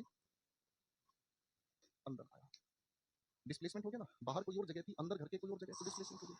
डिफरेंस समझ आता है बेटा, ठीक है, हाँ ठीक है। इसी इनटू का एक जगह, इनसे बाहर अगर हम चले जाएं, इसी इनटू का एक जगह और हम यूज करते हैं जब हम मल्टीप्लिकेशन बताने का काम करते हैं, ठीक है ना, मल्टीप्लिकेशन बताने का काम करते हैं। अगर मैं आपके सामने कहता हूँ यार मैं इतना आदमी था, सबको 50 बन गई। 75, बताओ बेटा क्या रिजल्ट होगा, ए कैलकुलेशन वाले, गणित वाले मास्टर मास्टर नहीं हो, कैलकुलेशन बताओ जब फिर तब ना खाएंगे बेटा, जिसने सही जवाब दे दिया उसके लिए हम दिन का चिका करेंगे। 15 गुना में 75 कितना होत रही, 15 गुना में 75 कितना होत रही, 5 पंजे 25, 2 5 7 35, 2 37, 75, 3 7 10 11 2 5, ठीक है भाई, 11 25, तुमसे पहले आंसर हमने बता दिया, यस यस यस, मैं तुमसे बढ़िया मैथ जानता है। बताओ भाई फटाफट से, इतना सिंपल मैथमेटिक्स होता है यार, खामा का टीचर डराते हैं यार, खामा टीचर डराते हैं, जहर पिलाते हैं, गुत्ती पिलाते हैं। अरे इंग्लिश पढ़ो ना यार, सिलेक्शन इंग्लिश देगी, ज्यादा मैथ के पीछे मत पड़ो। बताओ, सुबह उठते ही बेईमान दुकानदार पढ़ना पड़ता है भाई? जिंदगी में प्रॉफिट, जिंदगी में लॉस यही ढूंढना पड़ता है ना? सत्यानाश हुआ पड़ा है हमारा, है भाई? मैंने ठीक तो लिख दिया ना, है भाई? मैंने ठीक तो लिख दिया 1125 है? कोई 1175 लिख रहा है, कोई 255 लिख रहा है। अबे हराम खोरो, तुम्हारे तो गणित में ही आग लगी पड़ी है इंग्लिश का, तुम बैंगन सीखोगे नालायकों। एक अगली प्रेपोजिशन से मिलते हैं। एक है भाई ऑन, एक है ऑन टू, ठीक है? एक है ऑन, एक है ऑन टू, ठीक है भाई? देखो आप सभी बच्चों को ये पता है कि ऑन की जब हम बात करते हैं तो ऑन हमें बताने का काम करता है क्या? Contact of surface. जब दो चीजों के सरफेस एक दूसरे के कांटेक्ट में आ जाए। क्या बोला दीना मेरे बच्चे? जब दो चीजें एक दूसरे के कांटेक्ट में आ जाए। क्या आप समझ पा रहे हैं? ठीक है भाई, हाँ कि ना? जब कांटेक्ट ऑफ सरफेस की जब हम बात कर रहे हैं तो ये अपने आप में दोनों तरीके से हो सकता है। हॉरिजॉन्टल भी हो सकता है, वर्टिकल भी हो सकता है। जैसे अगर मैं कहूं the books are on the table. Books कहाँ रखी है बच्चों? आप कहेंगे सर जी बुक्स जो रखी है ना टेबल पर रखी है। कहाँ रखी है बुक्स? टेबल पर रखी है, ठीक है? हाँ ना? अब आप जानते हैं देखो इस ऑन टू को भी हम तोड़ सकते हैं, है ना? ऑन टू को भी तोड़ सकते हैं। ऑन का मतलब कांटेक्ट ऑफ सरफेस और टू का मतलब डेस्टिनेशन, है ना? तो यानी कि ये भी अपने आप में क्या बताएगा? परिवर्तन बताएगा, ठीक है ना? यानी कि ये बताने का काम करेगा क्या चीज? Movement of place. स्थान में क्या होगा? एक तरह का मूवमेंट होगा, एक तरह का परिवर्तन होगा। समझ गए? Got it? आया ना? ठीक है? एक भाई कह रहा उनको कभी सुना ही नहीं है सर। अरे तुम हमसे सुनोगे रे, ठीक है ना? बात समझ रहे? आप ट्रेन से जा रहे हैं, ठीक है ना? आप ट्रेन से जा रहे हैं, ठीक है ना? तो आपके लिए क्या कहोगे? I step down on to the platform, ठीक है ना जी? मैंने कदम कहाँ रख दिया? प्लेटफॉर्म पर कदम रख दिया, ठीक है जी? है ना? ठीक है जी? अगर मैं आपके घर की शिफ्टिंग कराऊं, मैं कहूं शिफ्ट दिस लगेज, इस लगेज को शिफ्ट करेंगे कहां पर? On to the second floor, second floor पर इसको भिजवाएंगे। ठीक है बच्चा पार्टी, ठीक है जी? है ना? सागर पूनिया बाबू मुझे कोई जानकारी नहीं बेटा किसी और बैच की, मुझे कोई इस बैच की जानकारी जो मैं आपको पढ़ा रहा हूं, ठीक है ना? Okay.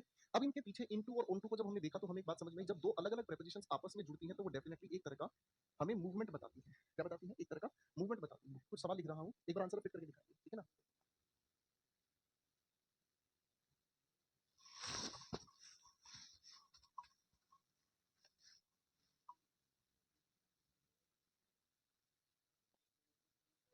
We climbed down. Climb up का मतलब ऊपर चढ़ना, क्लिम्ब डाउन का मतलब उतरना। द ट्री,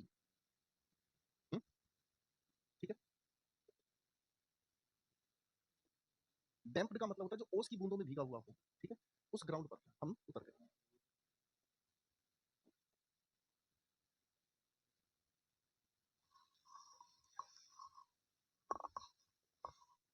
बहुत सारे पेपर के क्वेश्चन ही मैं ज्यादातर आपको दूंगा बेटा, बहुत सारे क्वेश्चन तो पेपर के ही मैं आप लोगों को दूंगा, उससे बाहर नहीं जाऊंगा लेके।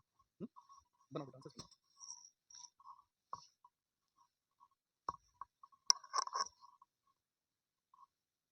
ये हमारे सामने एक टेबल है, ये हमारे सामने एक टेबल है। Cat is on the table. Cat कहाँ बैठी है? टिंका चिका, डिंगा चिका, ये आपकी कैट बैठी है। कॉन्टैक्ट ऑफ सरफेस हो गया। कैट जंप द टेबल, इसका मतलब क्या हुआ? इसका मतलब क्या हुआ? यहाँ पर ये कैट थी हमारी, ठीक है जी? यहाँ हमारी कैट थी, यहाँ से छलांग लगाकर टेबल पर आ गई, तो क्या हो गई? ऑन टू, ठीक है जी? ऑन टू हो गया। अब अगर मान लो सिचुएशन ऐसी है कि इस कैट ने यहाँ से छलांग लगाई और यहाँ पर आ गई छलांग लगाकर, तो बेटा इसको हम क्या कहेंगे? यहाँ से छलांग लगाकर अगर यहाँ पर आ गई है तो ये पहले तो अप गई है, उसके बाद हमने ऑन इसके साथ जोड़ दिया, समझ रहे? अप और उसके बाद ऑन जोड़ दिया तो हम क्या कहेंगे? अपोन। अपोन का मतलब छलांग ऊंची लगाकर किसी दूसरी तरफ चलेगा, ठीक है भाई? हाँ कि ना? ठीक है भाई? सवाल we climbed down the tree and क्या कहेंगे हम? कहाँ पर पैर हमने रखे? आप कहेंगे sir ji on to the depth ground, ठीक है? माय हाउस इज ब्लैंक, 12 खंबा रोड। सर ये 12 खंबा रोड है, यहाँ पर मेरा घर है, तो ये क्या कहेंगे? सर आप ये कौन कहेंगे? कॉन्टेक्ट हो सकते हैं, ठीक है भाई? ठीक है भाई? यहाँ तक की भी बात समझ में आ गई? बस एक बात और बताऊंगा फिर छुट्टी करूंगा बेटा। एक बात और आपको बताऊंगा फिर छुट्टी करूंगा। अक्रॉस और थ्रू का डिफरेंस बहुत सारे पेपर्स में पूछा जाता है, ये हमारी आखिरी बात होगी, अब यहाँ छुट्टी हम करेंगे। ध्यान से समझना, अक्रॉस के अपने तीन मीनिंग होते हैं। अक्रॉस के अपने तीन मीनिंग होते हैं, ठीक है जी? पहला मीनिंग होता है on the other side of, on the other side of. दूसरा मीनिंग समझ में आता है बोथ साइड्स ऑफ, ठीक है? और तीसरा मीनिंग होता है from one side to the other. तीनों सिचुएशन को समझाने के लिए आपके सामने चित्रकारी करूंगा, तीनों की तीनों सिचुएशन को समझाने के लिए आपके सामने चित्रकारी करूंगा, जरा ध्यान से समझिएगा। एक बहुत प्यारी हरकत आपके सामने है। बाबू जी ये एक रोड है, ठीक है जी? यहाँ पर एक पेड़ है मेरे भाई, यहाँ पर भी एक पेड़ है, ठीक है जी? यहाँ पर हमारा एक सिरफिरा आशिक है जिसका नाम है कालूराम। यहाँ एक सिरफिरा आशिक है हमारा कालूराम। ध्यान से समझना, एक ही बार में समझ में आ जाएगा भाई। यहाँ हमारा सिरफिरा आशिक है कालूराम, ठीक है? और यहाँ है हमारी प्यारी सी खूबसूरत सी पिंकी, ठीक है जी? यहाँ है हमारी प्यारी सी पिंकी, ओके भाई? अब वाक्य मैंने आपके सामने बनाया, मैंने कहा Kaluram saw Pinky across the road. अब इस अक्रोस का मतलब क्या समझ में आया? इन तीनों में से कौन सा मीनिंग है? फिट करके दिखाओ, नंबर 1 2 या 3, ठीक है? अब भाई दूसरी बात हो गई, कालूराम के अंदर आई शैतानी। कालूराम ने उठाया एक छोटा सा पत्थर, थ्रू अ पेबल, पेबल होता है छोटा सा पत्थर का टुकड़ा, अक्रॉस द रोड, ठीक है? अब मुझे ये बताओ बेटा इस वाले वाक्य में अक्रॉस का क्या मीनिंग है? ठीक है जी? ठीक है भाई? बताओ बताओ बताओ। तीसरा वाक्य मैंने आपके सामने कहा, Kaluram went across the road. तीनों की सिचुएशन में आपको समझाता हूं, बड़े ध्यान से समझना। कालूराम ने पिंकी को देखा रोड के उस ओर, यानी कि इस अक्रॉस का मतलब हमें क्या समझ में आया, on the other side of. क्या मतलब समझ में आया, on the other side of. Kaluram ने उस पिंकी को रोड के उस ओर देखा, on the other side of. ठीक है जी। अब कालूराम ने उठा के फेंका एक पत्थर को अक्रॉस द रोड। इस अक्रॉस का मतलब क्या हुआ, आप कहेंगे sir from one side to another. पत्थर छोटा सा यहाँ पड़ा था, इसने उठाया, मारा, देके फेंक फटाक उसके लगा जाके सिर पे, जाके उसके सिर पे लगा। उसने कहा, हे काहे मारे हो हमके, तुमको शर्म नहीं ना आता है, लाज नहीं आता है, तुम्हारे घर बहन बेटी नहीं है, हम सिर तोड़ दिए हैं, हम पुलिस को बुलाएगा। अब कालूराम की इस बात को सुनकर भाई साहब, कालूराम सोचे साले भाई काम खराब हो गया। कालूराम यहाँ से चलकर टक टक टक टक टक टक टक आके खड़े हो गए कालूराम साहब इसके पास। अब आप कहेंगे सर जी कालूराम साहब आके इसके पास खड़े हो गए, तो कालूराम साहब का उस तरफ जाने का मतलब क्या हुआ, आप कहेंगे sir from one side to the other. क्या कहेंगे, from one side to the other. ठीक है ना, समझे भाई, from one side to the other.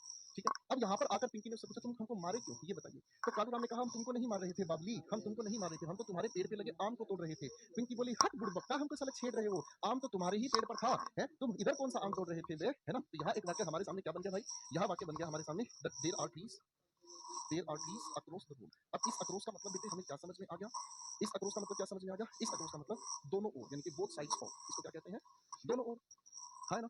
मेरी बात समझ में। अब एक सवाल मैं आपसे पूछूंगा, उसका जवाब मुझे बताना, अक्रॉस का कौन सा मीनिंग आपको समझ आया। मैंने आपको कहा people across the world visit the Taj. अब इस अक्रॉस का मीनिंग क्या समझ आया, पहले मुझे बताओ, जल्दी से मुझे बताइए, फटाफट से बताइए, चलो भाई।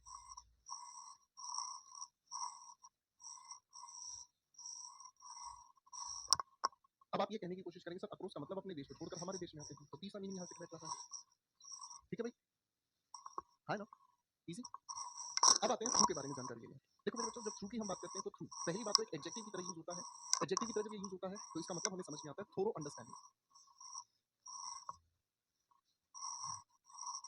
हिंदी में इसे हम कहते हैं गहरी समझ। ठीक है, जैसे कि मैं कहता हूँ you need to be through your notes, यानी कि आपको अपने नोट्स की गहरी समझ होनी चाहिए, आपने इन सारे नोट्स में कहा क्या पढ़ा, क्यों पढ़ा, कैसे पढ़ा, ठीक है जी, हाँ कि ना। अब इस प्रेपोजिशन की तरह हम बात कर रहे हैं दोस्तों, अगर हम इसकी प्रेपोजिशन की तरह बात कर रहे हैं तो प्रेपोजिशन की तरह से ये हमेशा थ्री डायमेंशनल जरिया बताने का काम करता है। थ्री डायमेंशनल जरिया, यानी कि एक ऐसा जरिया जिसमें थ्री डायमेंशंस होते हैं। थ्री डायमेंशंस का मतलब होता है लेंथ, ब्रेड्थ और हाइट, तीनों चीजें काउंट होती हैं। इसको समझने के लिए हम इसका अर्थ बना सकते हैं बाय मींस ऑफ। ठीक है जी, उदाहरण से मैं आपको ये वाली बात समझाता हूँ। जैसे मैं अगर आपके सामने कहता हूँ water comes here through these pipes, in pipes के जरिए हमारे घर पर पानी आता है। पाइप ये मैंने आपके सामने बना दिया, पाइप थ्री डायमेंशनल है, अब इसी के जरिए पानी घर में आता है। ठीक है ना, थ्री डायमेंशनल ऑब्जेक्ट। करेक्ट हो गया भाई। मुझे लगता है आज हमने काफी पढ़ाई कर ली है, आज के लिए इतना बहुत है। रिवीजन करके आइएगा, प्रेपोजिशन अपने आप में एक बहुत ही प्यारा खास मजेदार टॉपिक होता है बच्चों, रिवीजन करनी ही पड़ेगी किसी भी तरह से। ओके भाई, तो आज हमने यहाँ से पढ़ना शुरू किया है आप सभी के साथ। ठीक है बच्चों, मैं जानता हूँ प्रेपोजिशन थोड़ी क्लासेस लंबी चलती हैं। ठीक है, जब क्लासेस लंबी चलती हैं तो इसका ये मतलब नहीं है कि छोड़ के भागे, नहीं, इसका मतलब टीचर मेहनत कर रहा है ना, कर आपके प्यारे से गुरुदेव मेहनत कर रहे हैं, इसलिए क्योंकि ये टॉपिक बहुत अच्छा प्यारा और लंबा टॉपिक है, तो हमें इसमें समय भी देना पड़ेगा मेरे भाई, वरना तो भाई फिर वही कहेंगे प्रेपोजिशन बहुत टफ होता है सर, हमसे नहीं हो पाता है, हम क्या करें। अब बताओ, गुरु जी के पास कोई भभूति है भाई, बन जाओ आईआईटी वाले बाबा, छोड़ छाड़ के सब कुछ सत्संग शुरू कर दो भाई। ठीक है भाई, ओके मेरे भाई।